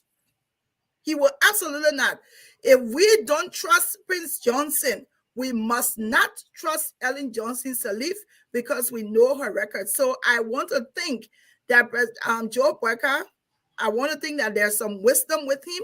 He's so wise that he's not going to consider Ellen Johnson Sirleaf to be making key decisions in his campaign. Also, what else? So we don't know We don't know if any of these things, for me, let me say me, I don't know if any of these things. The other thing is Unity Party itself. Yes. With Unity Party, because it's like they are divided. There's one wing that is loyal to Ellen Johnson Sirleaf, and the wing that is with Boakai, you don't see them as the winning side, or you don't see that side as the winning side. Would that be a factor that may leave Boakai not making it to the second round? So I don't think we have any statistical analysis to say that this is a winning side, this is not. I think we're all basing it on emotions and how people are being expressive on different issues and on different platforms. I don't think we've been able to see that, oh, there are two UPs. Of course, there may be two UPs based on the most recent elections they had, but I don't think we have any proof to say this UP group is stronger than this other UP group. I think it may be a factor, but I doubt if it's going to be a significant factor if both UP groups post Liberia first. And that's what I'm aiming at. So all of these things, I don't think they will have a serious factor in determining whether Joseph Boakai is going to go to the second round or not. Thank you. And with that, we will go to Mr. Mame. Let's talk about Mr. Cummings. What are his chances of making it to the second round? What are the factors that can possibly prevent him, from making it to the second round? If he is to make it to the second round, what will be the things that he has to do? Or is it that he has done enough already to make it to the second round? But before you start, here are things that we are hearing folks are saying. Some people are saying, well, his association with some folks, has created some kind of distrust. Decision he's made in the past, some people are saying because of the decision, some people who were for him are no longer for him. I can name a few people. Dwell was one of those persons, was on commissar of recent, what's his name? Fadiga. Fadiga recently announced that he's no longer supporting Mr. Cummings. Just few examples. Those might just be, nothing, but that's an example of people who were for coming and now for coming, and they all say because of the decision, because of the association, because of things he said he would do or what things he would stand for that he's not standing for anymore. And could it also be this factor that we don't want you factor? Do I know you factor in Liberia? It said that people are still saying, well, Cummings just coming, we don't know him. Will another factor be that the CPP and the ANC now formidable enough as a political party, or will whoever he picked not make any difference or make any difference? So let's start with those. Mame, what are the factors that will stop him, and what are the factors that will prepare him? To be honest, I've not really understood the chemistry around Cummings' political strategies. And maybe it's because I'm not following it. Because I bet if I did, I would understand a whole lot. But I've not understood what are the factors driving his campaign towards the second round. If you look in the ranks and file of Cummings, most of the people who are his, key decision makers, like main allies, whether it's from the Liberty Party, Kiambo Musability, the Mountain Cola, the rest of the other people, a good number of them, not all, were they power, they all contesting to be representatives and representatives. Why are they afraid of? When we were coming to the 2011 elections, we saw that in CDC. When everybody, I'm on the phone, when everybody in the CDC leadership were fighting tooth and nail to get on the party's ticket to be representative. Whether it was Akaros, Geraldine Doshari wanted to be senator, Moluba Molu wanted to be representative. The entire party structure were contesting. So we as young, intellectuals in the party tend to analyze the situation. It's about if we're pushing this man to be president and everybody around him is looking for a fallback position to be a representative, then who will run a cabinet? is an indication of not being convinced of the possibility of winning. When you have all the people who are supposed to be with you contesting to be representative and senator, they are looking for their fallback position. And by them looking for their fallback position in such a public manner, it sends a signal that they are not having trust in the process, that they are encouraging other people to have trust in. So they want a fallback position just in case Weah doesn't win, I get my representative seat. And that exactly But Mr. Mohammed, don't you think that is a smart thing to do? For who? They are saying they want Mr. Cummings to be president. And in their respected district that they will be running in, as they campaign for themselves, they will most also be campaigning for Mr. Cummings. So I don't see how that is an indication that they don't think Mr. Cummings is going to make it, so they want to get something for themselves. No, that's how I see it. Okay, that's fair enough. All right, go ahead. I saw it like that before. It manifested. I'm seeing it this way because I think people believe, most of the were not talking about being representative when the CPP were coming together. It was later on, and I know about it because I know some of the candidates he went to and talked to them and encouraging them to leave the race because of him. Those were candidates he had committed himself to supporting. But at the 11th hour, asked them to pull back. But that's just a side issue, even though it's an important factor that I tried to analyze in recent time on what the factor responsible for all these people were: the power, Martin Kola, Musability, and most of the other folks around wanting to be representative. That's something that sent a signal to me that I've been analyzing because I saw it in 2011 when the entire leadership of the CDC, party, county leadership, counties leadership, the chairman for the different counties, all were contesting to be representatives because they did not have it. So when I see that happening for Cummings, then I tend to begin to worry and to think more critically on what the factors driving that. And that's something myself I will be giving some thought. But let's look at the factor of the CPP/ANC, as his political vehicle. Since he took over the CPP, we've been hearing that they will grow the CPP. We have not heard any news of any parties, being added to it. It stay at that stage, just barely 9 months to election. Would that be a factor? I don't see any strength in the current CPP with the Liberty, half part of the Liberty and Liberty Party and the ANC. And like I said, I think Cummings' strategy is more tied around endorsements of key individuals rather than political parties. I think that's his strategy. Whether it works for him, we'll wait and see. But to answer your question on this show on what could prevent him from getting to the second round, it's around messaging. Messaging for Cummings and his team is a very critical issue. The way people who are considered to be close to Cummings. And before you continue, Mame, I hate to do this. Has messaging helped to elect anybody in Liberia that you know of, or you wish you are saying messaging, or is it messaging only particular about Cummings because of Cummings, or what? Why? And every president who have been elected in Liberia are being elected on the basis of messaging. Okay, give me a few examples. Message? What was Weah's message? Oh, Weah's message was simple. Weah's message that Ellen Johnson said the entire hegemony was corrupt and there was a need for a grassroots president. That was the message. No.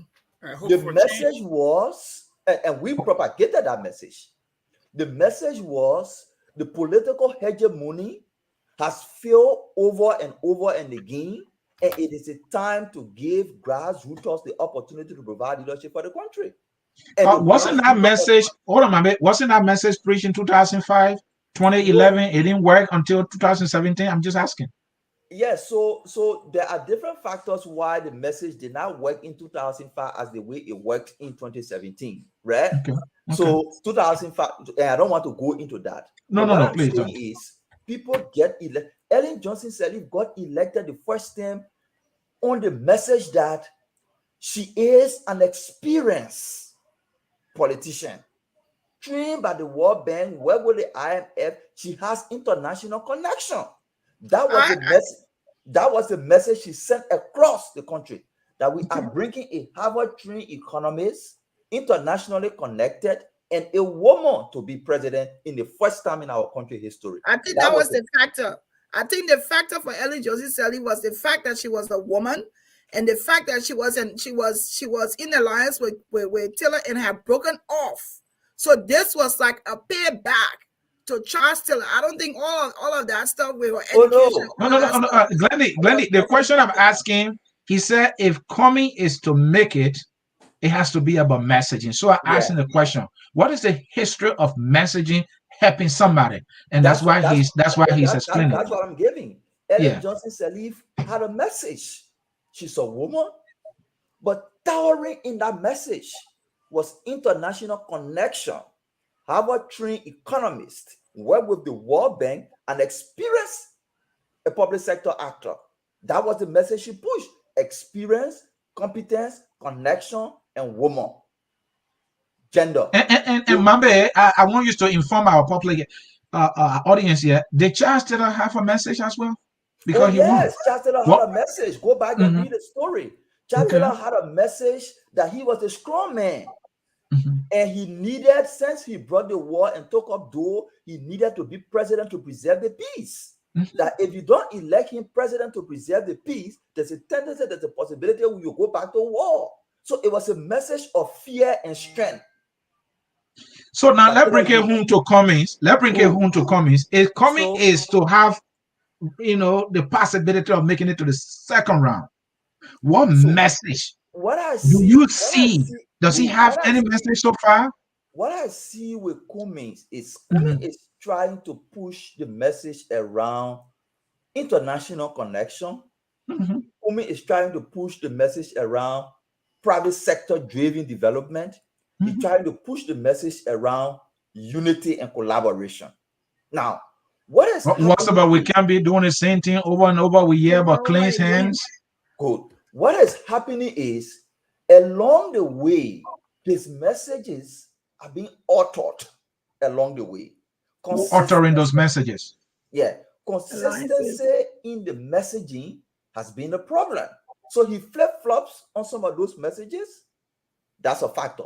Another factor is, for me, when you interact with people who are perceived, I could be wrong, or people who are considered not perceived, people who are considered to be in the inner circle of Cummings, they come across as more arrogant people.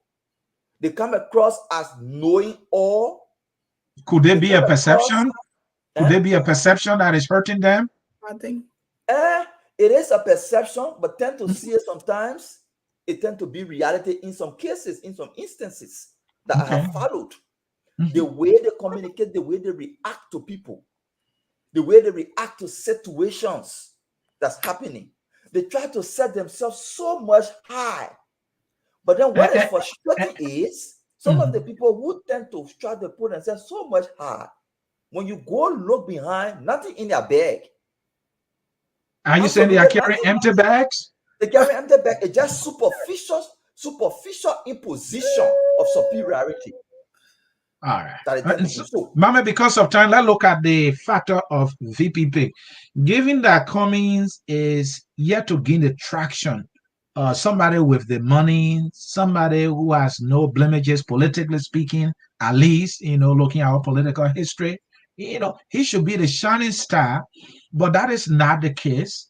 So the question I'm asking is that, will a pick of a VP add some juice to him, or it doesn't matter at this time, whoever he picks? The issue is with him and his messaging.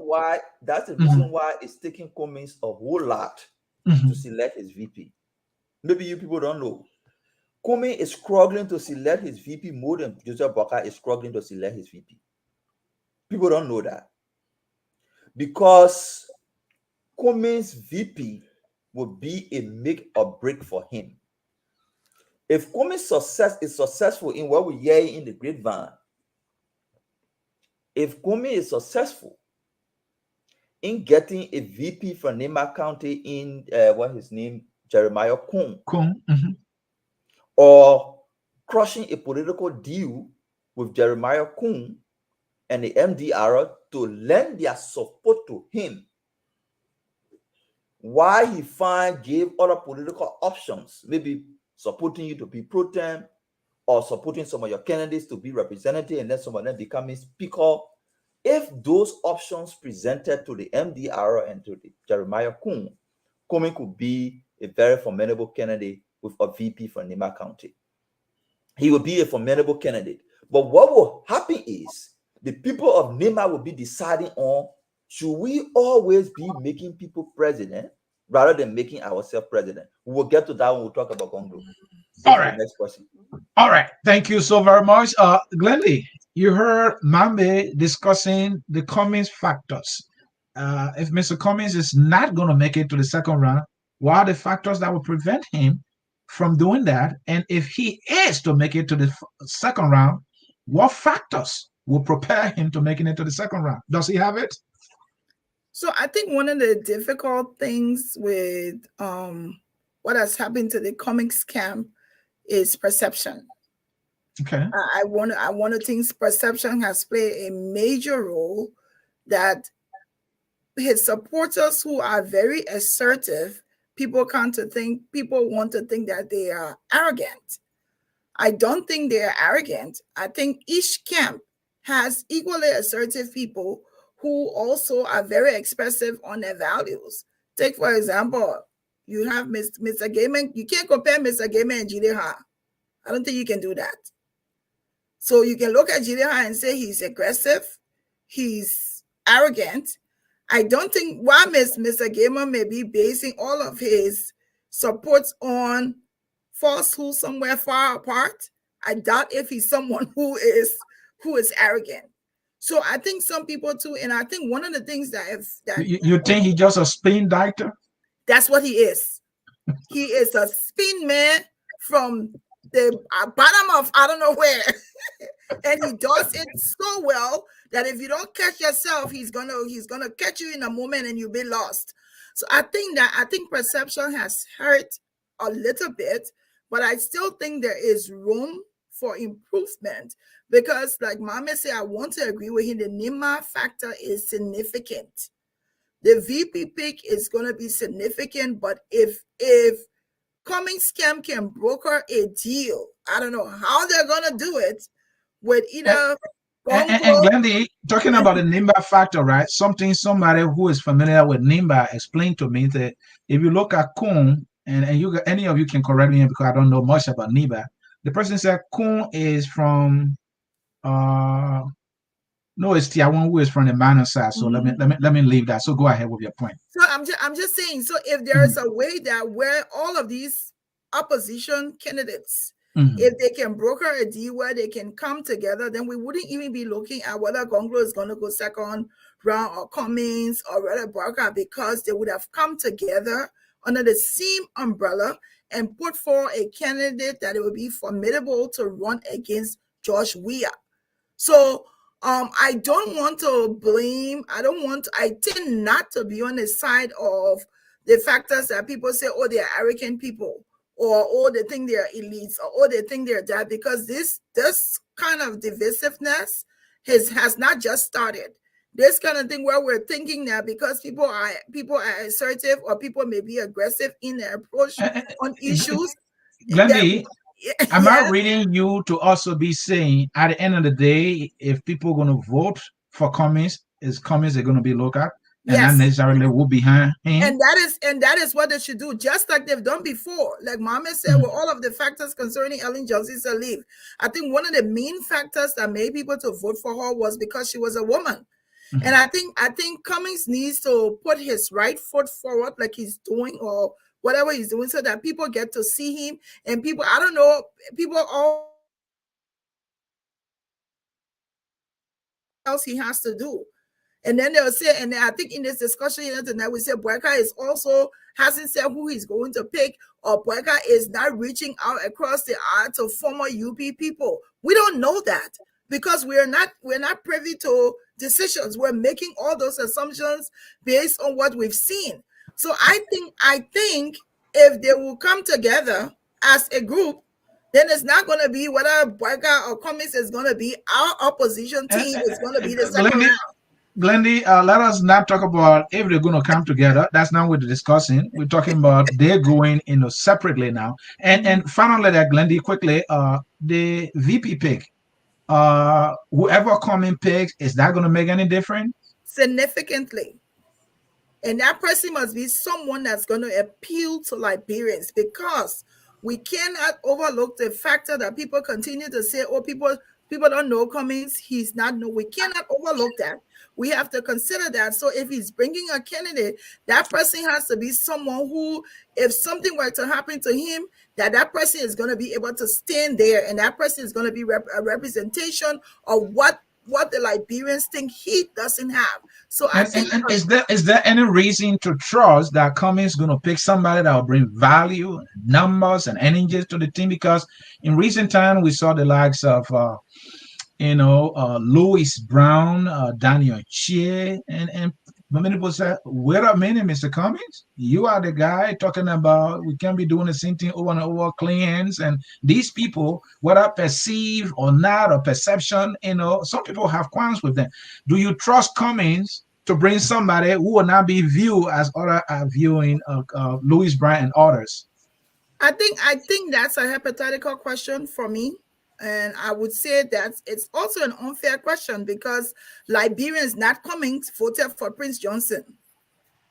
So I want to, if you want to focus on the Cummings factor, I think he should be given an up. I think people should trust him enough to say that he's heard the views of the Liberian people, he's seen what they're saying, and he heard what some of the things they've said to him, that we should be able to trust his judgment to bring out a candidate. Now it's a do or die thing. And you think he has a pool to pick from, a better pool to pick from, or his choices available to him are just bad and poor? I don't know if I want to say better, because I don't know what his pool is. Okay. I think we've heard a lot of names. I can't say whether they're better or they're poor or they're no good. I can only hope that he brings someone who is going to appeal to Liberia and who is going to be able to augment whatever he's missing to be able to help his candidacy. Thank you, Mr. Goodman. I don't know. You know Mr. Cummings now. He's been in the political limelight for some time. What are the chances of making it to the second round? And he is not going to make it to the second round. What would be those things that would stop him? Well, I have to be fair to Mr. Cummings. The two things that will stop Mr. Cummings from going anywhere, number one is Joseph Boakai. Number two is President Weah. It's that simple. But let me go back to the messaging that a young man talked about. You think Tier 1 is not in his way? I wouldn't want to say Tier 1. But to be fair, if you put Tier 1, if you just oppose those two, Tier 1 and Cummings, and you take out the money factor, Tier 1 would be more higher in the ranking than it would be Mr. Cummings. Okay. But I want to talk about messaging in politics on the national and international level. The first thing in the war room we talked about is you have to do the best you can to define your opposition. And it was Cummings who introduced perception survey in Liberia when it came to elections. So he understands that perception is very, very important. In 2017, Joseph Boakai allowed himself to be defined by the CDC as a sleepy Joe, a person who is out of it. He was defined as that. Mr. Cummings allowed himself to be defined also cleverly by the CDC. First of all, they began by calling him a stranger, somebody who is not from Liberia, he doesn't belong to the people, and all of those things. So yes, it happens. And then in the CPP, in the rank of the CPP or the ANC, there's this perception about an elitist group who is only based in the United States, but don't have a base on the ground. And when you talk to the folks from the ANC, the way they refer to the sedition, it makes you to actually bring this home that, yeah, these people are elitists for real. They called, it was they that coined the term small seditions. And then on the other hand, no. It was no. It was Vandela Patrick. Hold on. Listen to this. I'm strong on it. No. Hold on. Let me set the record straight, Mr. Kimmer. Yes. Vandela Patrick is the one who coined that term, turning sedition, and everyone pick it up. It's not sedition. Go ahead. Listen to this. This is what we're talking about, perception. We don't care who invented the word. We are saying the people who ran with it are the folks who are considered elitist.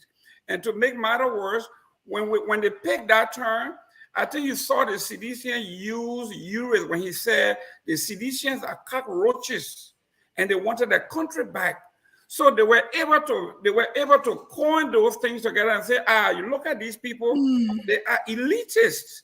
And they got stuck. So when you now is on the Boakai train, isn't it? So yeah, but remember they were all at one point. They were all one group of folks when they wanted their country back until everything, the bottom fell out. So I think Mande will tell you here in politics, the worst thing you want to do is, or don't want to do, is to allow you to be defined by the opposition. Because once they define you and put you in that mode, it's almost, when you look at in the United States here, something that Trump did that nobody wanted to talk about, when he attacked McCain, he says, I don't like McCain because McCain is a loser. He was captured, and I don't like people who are captured. It means you are a failure. And everybody said, you can't say that because, listen, he's a war hero. But he kept pounding that, and it became a fun box everywhere he went. And John McCain, that whole group went out. And you know what the end story is. So Mr. Cummings allowed himself to be defined by the opposition. The opposition defined him as a foreigner, somebody who don't belong on the ground. And then he made it worse by that interview that he had with Mamadi Diakante, when they were talking about alternative lifestyle. When he said it's a lifestyle these are facts. When he says a lifestyle he struggled with, that is not even true. That's not even true. And this thing has been debated over and over and over again. We have Glendy gave him chance, but Glendy, which is not true. That he had an interview with. So the narrative that he's saying, the response, that was not the question. And the response was not for, because what Mr. Gilmer is trying to propagate here, like I say, you know his position, you know what he does. He's a spin master. But in all fairness, the question was not asked to Mr. Cummings directly about his personal lifestyle. It was asked in general, the lifestyle of homosexualism, and that was what he responded to. It wasn't to him as an individual. And what was his response? But what you're saying here, you are trying to propagate here that the response was to him as an individual. Glendy, you want to defend that? You want to explain yourself on that, or you want to leave it with whoever is affecting to do that? I just want to say, if I'm here and I've listened to that tape several times and it's been played several different places. And who has been interviewed at that time? He was being interviewed, I think, in Canada. And there was a question. No. Glendy, I think you should leave it. You don't have the facts there. I'm not sure. I will leave it. But I'm not sure. You should leave it. But it is true that Mr. Cummings was interviewed by Mamadi Diakate, and I believe it was in Liberia. And he was asked the question, and he gave the response that he had given. The tape is all around. I've listened to it several times. I have the tape in my possession as well as a media guy. I will encourage you to leave it and let those who are responsible to explain it. That's all I'm going to urge you because it's clear. But Mr. Gibbon, I want you to conclude your thoughts here quickly.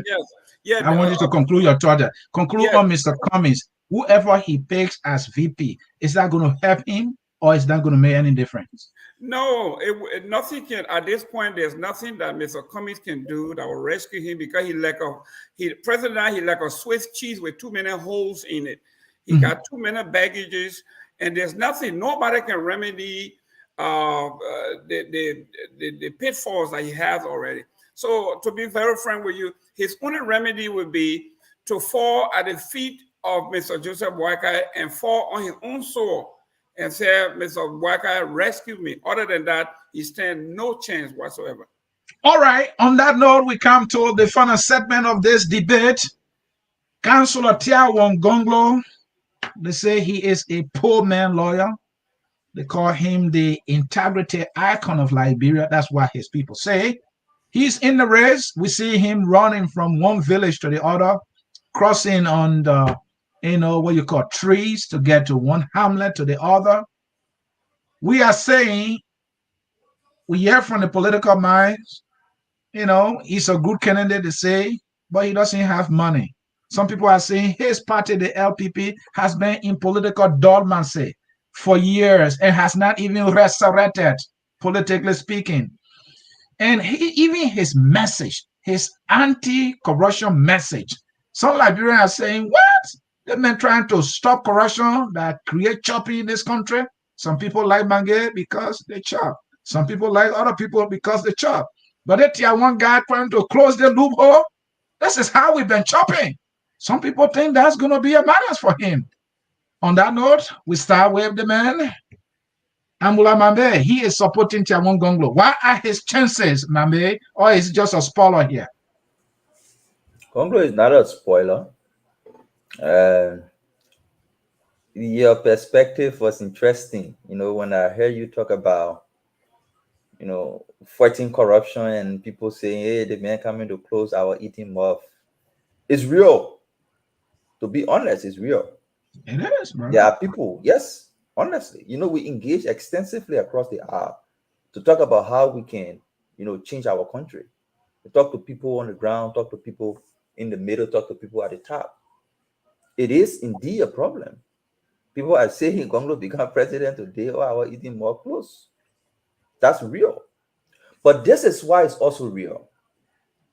What is also real is a majority of Liberians in their majority, continue to see or continue to experience the consequences, unbearable consequences of corruption. Liberians have arrived at a decision and believing that if we fight corruption and fight it well, we can save money to invest in ourselves, improve our lives, and transform our country. The fundamental question has been not about corruption, fighting corruption is the panacea to our problem. The fundamental question has been, who can do it? Who can we trust? That has been the problem. So when there is a candidate who preaches an anti-corruption message, that message resonates with the people. But the reason why the people don't easily follow is because they don't trust the messenger. And because they don't trust the messenger, there's a tendency where they fall on the side to anybody who can give them money, because the general conclusion will be the person going there to do the same old thing. In the Gongloe case, is the reverse. In as much as we're seeing people, we're talking to people, we're interacting with people who believe that Gongloe becoming president will close the eating spot. It will make it will prevent people from just coming to government today and becoming millionaire tomorrow. It will cut waste in government. In as much as we're having people concerned about that, we have the majority of Liberians who say, I think the only way we can get out of the mess is when we have an anti-corruption campaigner sitting as president, closing all the loopholes and using the resources to invest in us. Fortunately for us, who support Gongloe, Gongloe is a good messenger. Gongloe is the man who the people believe can do the job. On the ground, among the ordinary people, they see him as an example, as an epitome of the fight against corruption.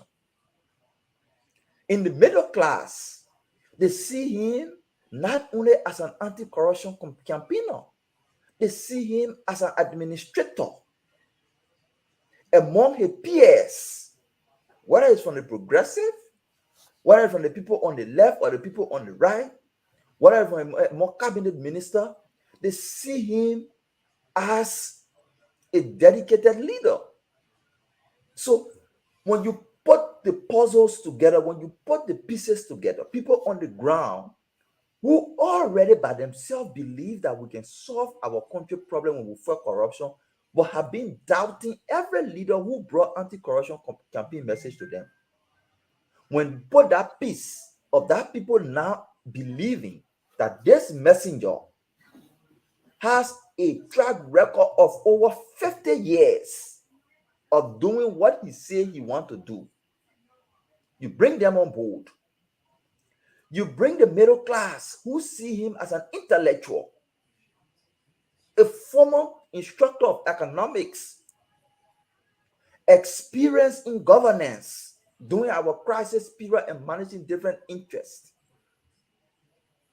a reformer of our justice system to ensure the rule of law, a fundamental intangible value for transformation, the rule of law, sine qua non to progressive development, rule of law.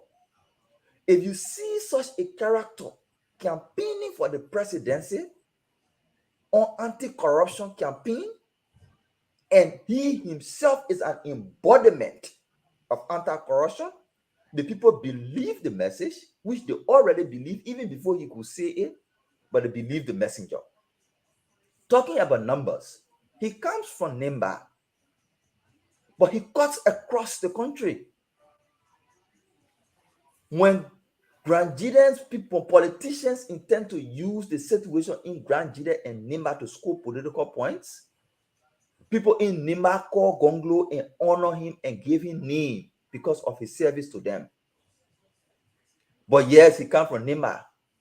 We are proud to associate him with his people, not to discriminate others, but to have an identity in politics.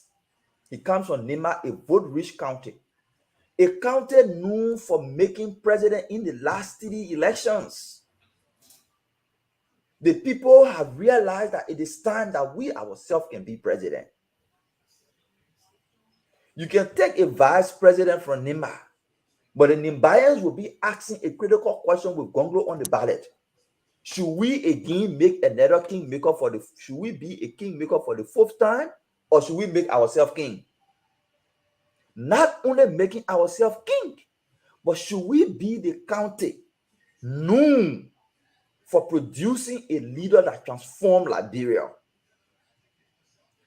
Look at Nimbayans talking about people being executive.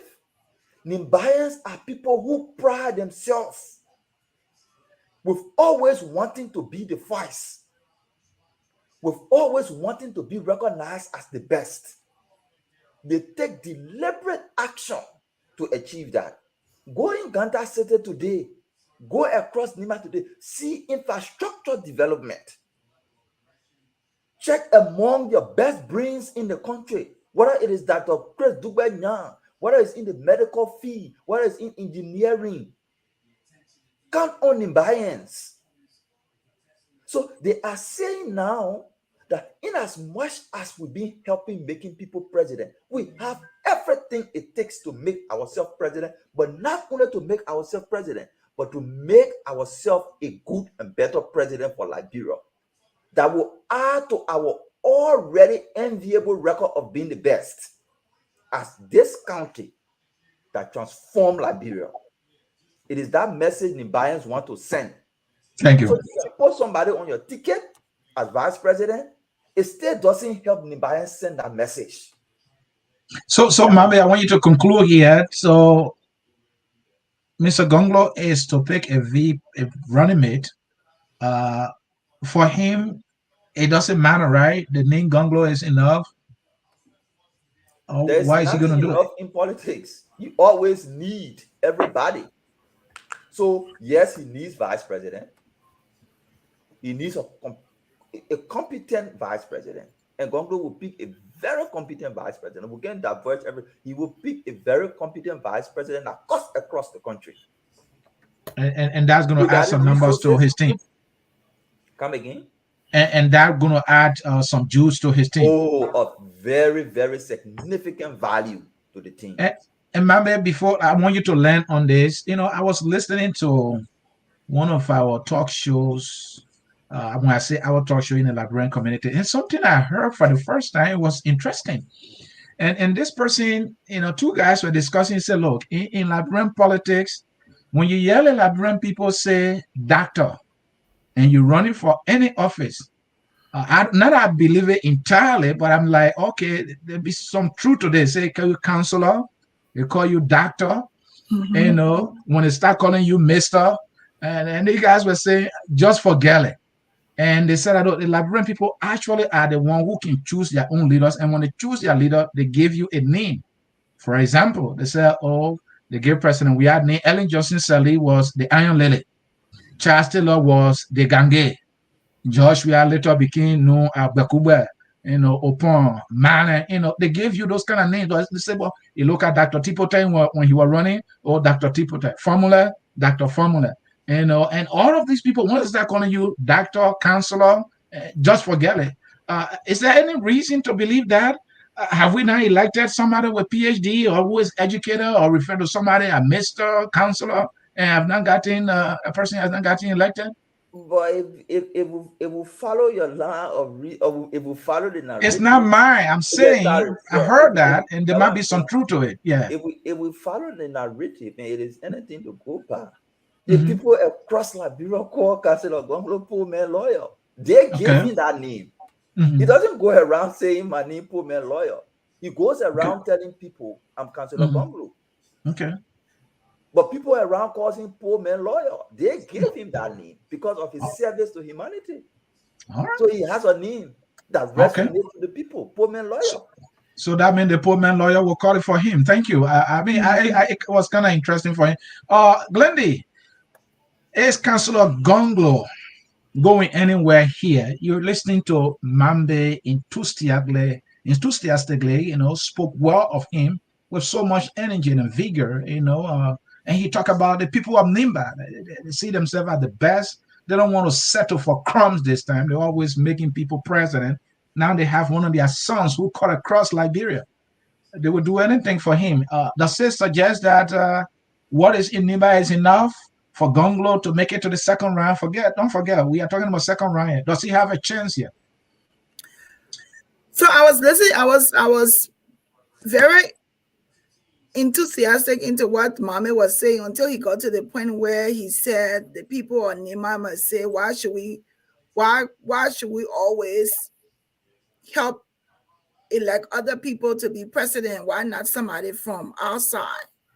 Which was trying to indicate to me that he's trying to say that the people of Nimba is saying instead of support somebody else, let's support our own. I don't think that's gonna get Gongloe anywhere. The other thing I want to talk about is why it's, and I know Councilor Gongloe personally because my dad worked with him.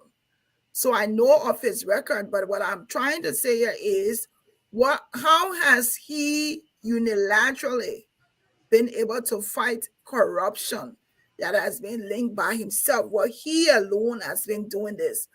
And in short, what I'm trying to say is what is his proven track record on that? Number two, if in my opinion, he's new in a sense, may not be new in working with the government, new in governmental experience, but new in the fact that he's running as a candidate for president. For the first time. Alone for the first time, standing alone, I think will be a bit difficult for him to go to the second round if he does not ally himself with somebody from the first round that may take him to the second. That's how I see it for right now. I mean, there is more, yes, and I like how Mame threw in the factor, the broom factor. My dad was threw in the factor, the name. My dad was also a poor man lawyer. They call him poor man lawyer. And people gravitate towards that because they think that, oh, you're for the masses because you're helping them. Gongloe now is also known as Mr. Broom. Everywhere he's going, he's sweeping corruption. But he has to have a record that supports the fact that he's sweeping that. Have we been able to see that yet? And Glendy, hold on, Glendy, to your point that he needs record to prove it, right? We're talking about symbolism. Yes. When people said Gange, it was just that name that shows strong man, Gange. Now JMB, it's an affectionate name, right? A name of affection. JMB. It's just the love feeling that comes with it. I mean, people can say, well, you've been in government. Tiawon, has been in government too. So the poor man lawyer will cut across more. It will mean more to people than, the facts or, the records that you may be seeking. I think you make a good point. I think the poor man lawyer may be able to accredite the base or his base or whoever is supporting him compared to the Broom. Because if he's sweeping, what is he sweeping? When did he start to sweep? What is the record on the sweeping of corruption? But if you say poor man lawyer, of course, everybody can identify with him and identify with his legal background, what he has done, even with some stuff. No, I think, Glendy, to that point, everyone knows he's sweeping corruption. Everybody knows that corruption. He said it. He's sweeping corruption out of Liberia. I know that he said it, but has he been able to sweep corruption on his own? And then I listened to one of his interviews one time when they talk about corruption. He worked in a government where there was corruption. How did he help to curtail corruption in the early government? What did he do? The records are there. How he fought, but it would be his thing to say it. Sorry, because of time. I want you to conclude that. So I'm just saying. I think it's a good thing. I think he brings a new dimension to the whole political arena in Liberia. But I don't think him being alone and it's just my opinion sometimes. And the VP pick, you think whatever he has going for him or may not be going for him, a VP pick going to make any difference or not at all? If his base is only Nima County, then I don't think a VP pick is going to help him. But if he has some people, if he has Monserrata a little bit, or if he has another county, then you can say, okay, yes, a VP pick is going to help augment what he already has. But if we're only talking Nima County, don't forget the PYJ factor. Don't forget to that PYJ has a strong base in Nima County, and has he been able to buy in some of those people from PYJ onto his side? So we can't be talking just Nima County and just a VP pick that's going to help him. We have to see how is he going to be able to uplift what he has to be able to say, yes, he has the possibility of going to the second round. That's how I see it. Mr. Gilman, let me give you one here and be straight to the point. Don't dance. All right. Let's say Tiawon goes to your county of Grand Bassa. There are a lot of Bassa speaking people are thinking about maybe 3 counties or so. And he said, well, I'm going to go John McCain. I'm picking Charlene Bronskins, a young woman, energetic, well-spoken. The young people will come around. The Bassa people will say, I don't know how to speak Bassa. You can speak the Bassa for me. Yeah, it is. Our daughter is in the room. Plus what Tiawon's going to get from Nimba County. He got some, connection in the southeast. So you're going to put some votes. And you're talking about Monserrata County. He has that name recognition. He has a chance or no? Is he late? Well, to be honest with you, I have a lot of respect and admiration for Tiawon Gongloe. I look at him more of the Cesar Chavez of the United States. Okay. This is a man who believes in something and he will fight for it. And all he has to do and why you couldn't just use Aboport? You are a Liberian, man. I know. Why you always from Stop giving us the American thing. Aboport was more of an elitist. Oh, there you go again. Seriously, Aboport. Listen, when we are talking about when you are talking about Cesar Chavez, come family, come and hear this thing. Aboport was elitist. Go ahead. Listen, if you talk about Cesar Chavez, they meant for elitism in Liberia. You say he's an elitist. Well, you're gonna force me to. I'm talking about. This is a debate. This is a debate. Go ahead. You see, you are protected. Go ahead. This man is more grounded. His advocacy is more grounded in the peasantry. I'm talking about the people. If Joe Weah was not in the lead or was not in the race here, there would be nobody that can make that case for the people than Tiawan Gongloe. Okay. The only thing I see that hampers Tiawan Gongloe here is that the whole of Liberia will gang up against him because he wants to fight corruption to the way that he wants to actually sweep everything that has to do with corruption. And now you are coming to fight the True We Party, the CDC, the ANC, the Liberty Party. You are talking about all of these people that are so entrenched. They will have a fighting chance now to galvanize and say, this Gongloe man that is coming here, he is coming not for just you, President Weah, or Ellen Johnson Sirleaf. He's coming for Uri. He's coming for you. He's coming for me. He's coming for everybody. So everybody, the old establishment plus the new crooks in town, will all galvanize and say we have one particular common enemy, and that this man with the broom. This man says he's going to use the judicial system to come after us, and I see that as his only hindrance. But when it comes to making the case about the downtrodden, the poor, the suffering, the masses, the people that have been mishandled, nobody can make that case better than Gongloe. So Gongloe is a very, very strong candidate. Nobody will take him lightly. So he's not a spoiler. I don't think he's a spoiler. He has a seat at the table now, and you have to deal with him. Thank you. And Mambe Kamba, I want to give you the last word here in just 1 minute. And I think you hear me, so I will continue. I will go to ask my question. Mambe, Mr. Gongloe is a progressive. The history of the progressive in recent history, when they're on the ticket, when you are a doctor, this might not be 100% true, you pick another doctor. A progressive will always pick another progressive. We have not seen where a progressive is picking somebody from, should I say, the millennium, or somebody youthful, who the young people can relate to. We don't see that. When Tipton ran, he picked somebody from the progressive community. When Famula ran, he picked somebody, almost in the same, status with him. Will Tiawan change the dynamics here? When he tries something new, we don't want to see him picking somebody from LPP. I'm not saying that is wrong, or somebody within the progressive community. Can he come to the young people and pick somebody, maybe like you, Mambe, and picking you, and change the whole dynamic? And young people say, yes, this is the Tiawan we've been looking for. We and young people now have a seat at the table. Can he do that, Mambe? Are you running away from me? Mambe must be busy there, so let's leave it there. Folks, let's leave it there. I think that would be his closing when he returns. Let us take a short break. When we come back, we'll take phone calls here quickly. Folks have been waiting to participate.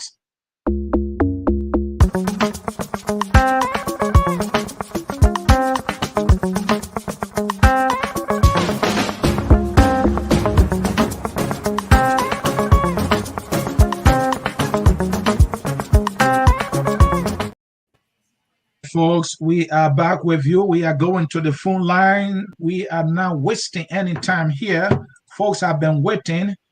The man, Tubman, Mr. Tubman is on the line. Tubman, phone number ending in 5514.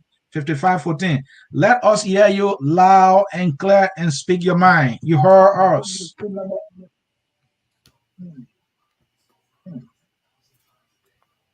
Mr. Tubman, are you there? He's not ready. Let's go to the man, Evis Morris. Mr. Morris? Yeah, Mr. Speaker, thank you so much. And hello to the panelists tonight.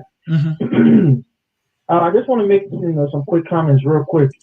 Like somebody like Cummings, right? I think maybe somebody like Clarence Monovar, right? He could be somebody that could be in the square for him. He's really a brilliant young man. Already has a doctorate. Comes from Woolrich Nimba. He's been making waves there. although he's pretty new on the political scene, but he was part of that Unity Party before. So I'm sure he has connection in Unity Party that could derail some of just JMB supports. So I think Dr. Clarence Monabar should be a good shout for Cummings. He really wants to put a dent into Boakai's train. And then I just want to get into this whole thing with JMB. I think there's some bias on the show for JMB in his favor. Everybody was critical of Cummings, everybody was critical of Weah, but when it came to JMB, even Mame was pretty much defending JMB. Grady did the same thing, and I think you too, Mr. Spear, kind of defended JMB. But the reality is, George. I'm not debating though. I'm only asking a question. I'm only raising the issue. I'm not debating, so I'm not sure I agree with that. Go ahead. Yeah, we're looking with our colloquial eyes on why. So we're looking on So we always get I was talking. All right. But the whole thing with George Weah, he's a celebrity. So you already have that party that's already going to have one foot ahead of everybody else. And the thing with Cummings and Ms. Grady, I think we were on a show together before. He said that comment on Mama Didi Akite's show. So it's not something that we're making out of thin air. But again, like I said, if he's an ally of that community, let him say it. He can be progressive. If he wants to be a change in Liberia, he can be progressive. But again, overall, I think it's a race between JMB and Weah. But I think, like Mr. Gierman said, if Cummings goes back, he made a comment. I don't know if you missed it, Mr. C. He said that they're still looking to maybe re-collaborate. That's what he said with JMB. So I think those two together is really, really formidable. But if Cummings can't take JMB can't take Cummings, I think Cummings should go after Monabar. I think that's somebody that we should start talking about. Monabar and Corning. Corning. Those are two young guys who are really brilliant and could be a great addition to any one of the tickets except JMB because they're both from local from that same region. Thank you for the show. I think there's a bias against the president on this panel tonight. I just want to say that. No, nothing is biased yet. Mr. Gaiman being here. This is a debate. Let's go back to Mr. Tubman again. Phone number ending in 5514. You are live. Are you ready? Yes. Can you hear me? Loud and clear. Quickly to the issue. You have a minute. Yeah, thank you, Mr. CF. Yes, I'm here. Can you hear me? Loud and clear. Go ahead. We're all hearing you now. Go ahead. All right. Thank you, sir, for giving me the opportunity to participate on the program. And I want to thank your panelists. They all put up their issues. And I listened to all of them. There are a lot of things that was said and to unpack them. It's just kind of take a little time, but let me just get back to my point. Yeah, please. Where I was listening to a couple of weeks ago, I listened to the same program, and a lot of the panelists on the program, one of them said, all these political parties, they don't even have a base out of Monrovia. Now, if you go into a general election and you have few months for the election, and you can't get yourself to the zero counties, you don't have a base. You need different counties. It's very difficult to even put up a fight with an incumbent, and we know that. And if you look at the present government, if you look at President Weah now track record in the different counties, I think he has a strong chance, or even beating all these guys in the first round. To be frank, because I mean, if you look at infrastructure development that's taking place now in different countries, I'm not a physician, but I mean, I've been in this country for many years. I've been going back, but if we follow the different track records of this man, it's a fair game when you come to politics. We know we all live in the states here. Men are all live in the states. I mean, if you're a political candidate running for high office, you have to declare your. I mean, people look at your health record. It's a fair game to discuss Mr. Boakai health record. I mean, looking at him, I mean, physically, he's not fit. He's not fit. I'm not saying that he can't lead the country, but he's not really fit. He's not really fit right now. I mean, he has health problems. And like right now, what we need a vibrant leader. You see, we need a vibrant leader. And to Mr. Gongloe point, I think he's trusted, but the problem there is right now in Liberia, I mean, he doesn't have the funds. As many people say, right now in Liberia, people looking at President Weah as the only person right now that can do what he's doing. People want we tired of saying blueprint. People are saying tangible things today that President Weah is doing. Thank you. Going to different countries, he built a lot of houses. He built things for the people. I mean, they want to see things on the ground. Thank you, brother. Thank you. And that's what happened, you see. So I think he had a better chance of beating these guys before even getting to the second round. I don't think there's going to be in the second round. He's going to sweep them up. All right. Thank you. We heard you. You were loud and you were clear. Let us go to the phone line again. The man, James Lassa, is standing by, a long-time friend. Mr. Lassa, let us hear you, James. Yeah, good evening, my friend, my dear friend, Sonny, here. I want to say hi to your panelists, my own sis, Granny, and my brother, Amen, and Abdullah Maini. So, look, I just want to say one or two things about your debate tonight. I think it's really interesting. So, regarding the VP consideration, I'm really... there are those who are discussing the suspicion of warlords and culprits of war crimes and economic crimes in the country who are very comfortable and feel protected under the George Weah government, that they are very much entrenched in maintaining the status quo, but also very invested in preventing any credible change from which their own future may be uncertain or so. So as a result, the Boakai direction is viewed as undesirable. They are doing everything to fight it. So they are bringing in fronting candidates. For example, you talk about Clarence Moniva from Lofa. I understand that he had gone to visit Ellen in Boakai County right before he launched it. Right before formally declaring in bombing, that these are prosecuted who are being sent out there to, as a matter of attrition, to kind of diminish the support base of the candidates as the likes of Ellen Johnson Sirleaf and TYG and the warlords in economic crimes like Evan Snow and Tyler and those and Robert Sirleaf and people like that who don't want change and who want to be free until forever.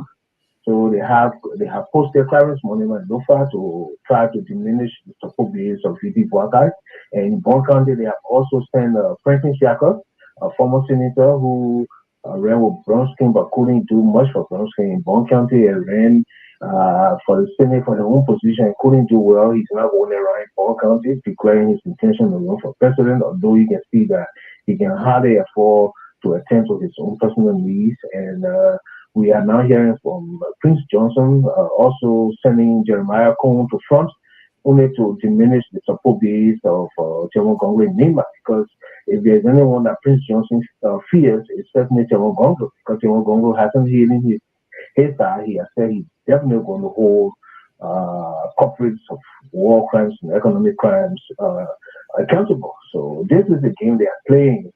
Just what they did in Lofa, they encourage a lot of candidates to run in Lofa in the Peninsula by-election, so that they are by as a matter of attrition to diminish the support base of those who they fear.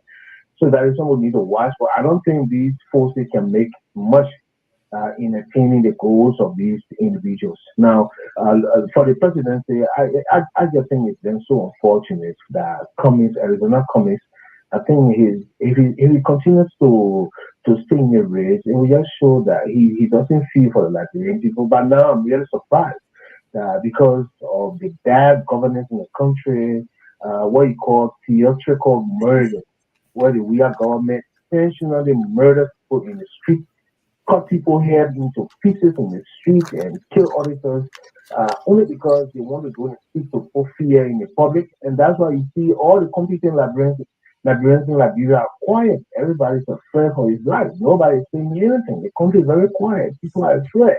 And that fear, the way expressed it at the ballot box. James. Weah is going to be, yeah. So because of time, our topic minute here is whether out of Boakai, Weah, Gongloe or Cummings can make it to the second round, or which two will make it to the second round. And I want you to close with that. And I'm curious yet, are you still with the CDC or have you resigned yet? Because this is your government you are accusing of killing people here. Yeah, I'm sorry. I know you and I were in the CDC together. You know, it's no hidden secret. You and I were disenchanted with the CDC very early on. I have no regret for joining the CDC because I wanted to go and get elected and help to make change from within. I never supported George Weah. So you and I do know that George Weah was never be a competent in this. He laughed and everything. I understand you talking about the president's here. Even while George Weah was running, once I saw him speaking on the phone with Charles Stephen and other things. I knew he wasn't serious, and I left and started supporting Boakai. But there's no record I've ever supported, not by a single email or publication on Facebook or online, literally supporting Weah presidency. Although I was in the CDC because I felt it was a popular movement, and I could rally on that to emerge on the scene and help to make a difference because I know my own authenticity. But the issue with the presidency is my question is, did you resign or have you resigned from the CDC? Look, I did submit in my suspension of membership since then. Formally, the Minister of Gender even called me when I did that. And when she called me, she was talking on the phone. I told her from what I see, I think Weah is going to win because Ellie is supporting him and everything. But I'm not here for who would like to win. I'm not here for win. I'm here for somebody who will make change. I supported Boakai. In fact, I've not changed that status. Currently, I'm really running as an independent, seeking the election of my people in Shofo in Bone County. Yeah. And talking about that, Lazard, you need to come for us to talk about your, representative run there. And what I want to get from you is, would there be a second round? And if so, who are the two you think will make it to that second round quickly?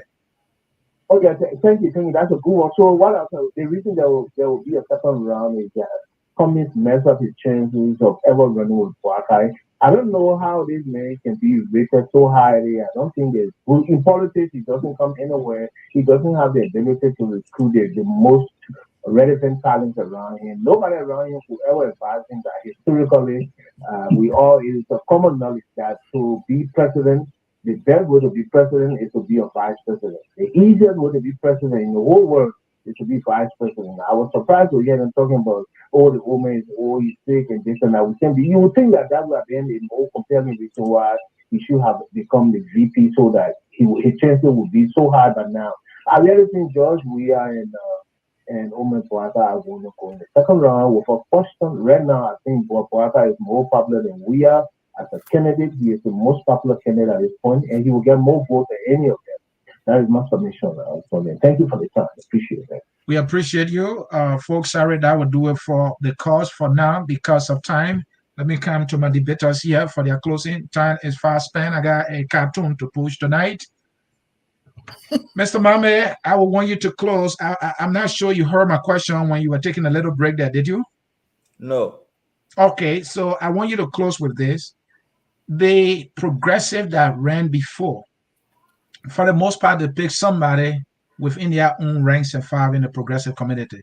Somebody who is on par with them educationally, in terms of understanding governance issues, advocacy issues. Dr. Tipote, I think he had another doctor running with him, then Dr. Formulet, and I think another doctor. So what I'm saying is, can Tiawan pick somebody younger this time to try something new?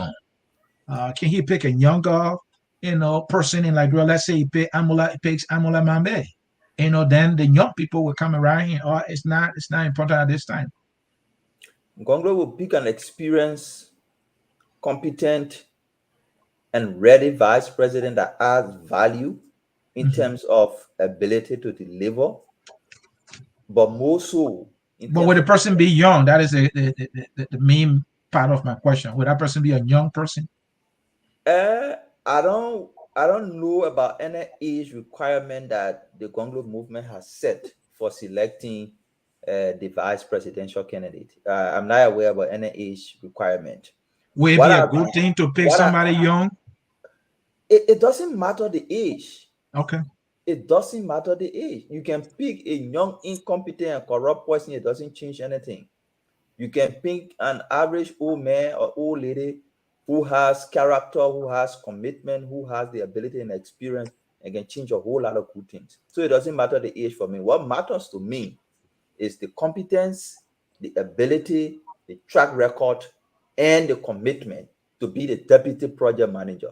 Gongloe doesn't see the presidency at this moment as being a president of Liberia. He sees it as managing a project, like a project manager. So we need a deputy project manager who is competent, who is qualified, who is able to track and follow up on things we promise to do. Glendy spoke about track record of doing the things that Councillor Gongloe is talking about. I will not go into highlighting a whole lot, but what Gongloe believes to fight corruption is not him as a president running behind people in the street. He has understood the circuit of corruption in the country. He has understood the foundational issues that make corruption to be entrenched. And he has introduced a solution. That solution is what he calls, and what he will pursue when he becomes president, is lifestyle audit. It serves as a deterrent for stealing. Unlike waiting for somebody to steal and you go to prosecute or arrest them. So lifestyle audit on the first day of becoming president, Gongloe will declare and publish his asset and ensure that everybody in public position declare and publish their asset. After 6 months, if you're building one oyster building in your hometown, you be questioned on where you raise the money to do it. That's lifestyle audit. That's how we fight corruption. What he did has been transformational in the justice system. First time in our history, he brought dignity and value to counter prosecution and ensured that prosecutors were qualified, competent, and empowered to do their jobs. Those are the type of things he do. So it's not like a one-man show running around people to fight corruption or beating people on the street. He institute policy and institutional reform that drive the process. He has done it before. At the labor ministry, he did it to ensure work permits were issued to people only when they needed it, or even only when they met the legal requirements to have it. Ensure that Liberians had jobs that they were qualified to do. Today, you see young people standing behind stores owned by Lebanese and other people serving as cashier accountants when there was speculation that only Indian people get credibility to serve as accountants. It was because of policy reform Gongloe put in place. So when we're talking about him fighting corruption, we're talking about him transforming the system. It's not him as an individual. It's the policy and programs he put in place. He has done it before and he can do it again. Prosecution.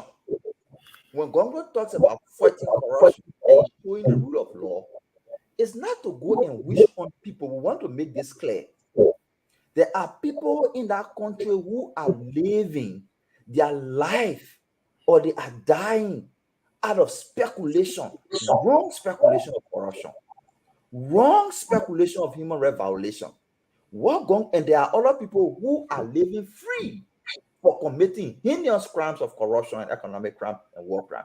What Gongloe is saying is he will create that opportunity for people to exonerate themselves, or for those who are culpable and the evidence show to be indicted, so that it serves as a deterrence. The U.S. government supports that. You listen to the U.S. ambassador on war and economic crimes. She said the U.S. government is prepared and willing to provide both financial and human resources to ensure people are prosecuted. Weah cannot do it because Weah himself is culpable. Gongloe is saying, I will do it, not necessarily to go and arrest people and put them in jail who did not steal, but to create an avenue for those who steal to bear the consequences of the action. For those who did not steal but are being accused of being criminal, to be exonerated and live a better life. He will create that playing field, create that environment for the rule of law to take its place so that people who steal can bear the consequences, and by that serve as a deterrent for other people to steal, and for those who did not steal to be exonerated and live a free life. So it's not all about punishing people and putting people in jail. It's also about exonerating people who need to be exonerated. Mr. Mambe, that is your closing, but I'll give you 30 seconds. Mr. Gongloe said he will win this thing first round by 65%. I don't believe it. I don't believe it. But it's just my belief or disbelief. How is he going to do it? 30 seconds. Can he do it? Does he have it? Nobody, Gongloe's movement, they've put together different metrics in determining the possibility of a first round victory. That possibility exists, but there are factors, there are preconditions that must be met for that possibility to become a reality. I will not sit on this show and try to explain or highlight those preconditions that must be met before that possibility becomes a reality. What I can say is there is a possibility that Gongloe can win the election on the first ballot. What needs to happen for that possibility to become a reality is what we are working on. If we are successful in driving all those engines, in driving all those wheels to ensure those different conditions are met, we will get the presidency on the first ballot. If we are not successful in doing that, we'll readjust our margin of possibility. But what I can tell you is, considering everything we know, Liberians' readiness, their belief in fighting corruption, and their belief that Gongloe can fight corruption, the people of Nimba will stand by their son. Intellectuals across the country, whether from Nimba and other places, will stand behind Gongloe. And will take him to the second round of the election if those conditions that are supposed to declare a first round victory are not met until election day. If that happens, he will be defying political gravity, and wouldn't that be a beautiful thing to have the dynamics change a little bit? Miss Jerome Gidman is saying this is done. George Weah is the winner. He has announced it almost like the election commission would do. Close us. You have a minute, sir. Well, I think we got two. We broke the news here twice. Mr. Lassa finally brought you out of the closet that you are a closeted seditious. And nobody knew this, but we finally found out that all this big talk this man been talking here, closeted seditious. Now you see it just like Glenda's is. But anyhow, ladies and gentlemen, after you said Glendy was ANC and now she's sedition. She's an undercover. Everybody getting fun on cover. She's an undercover sedition. She loves CDC.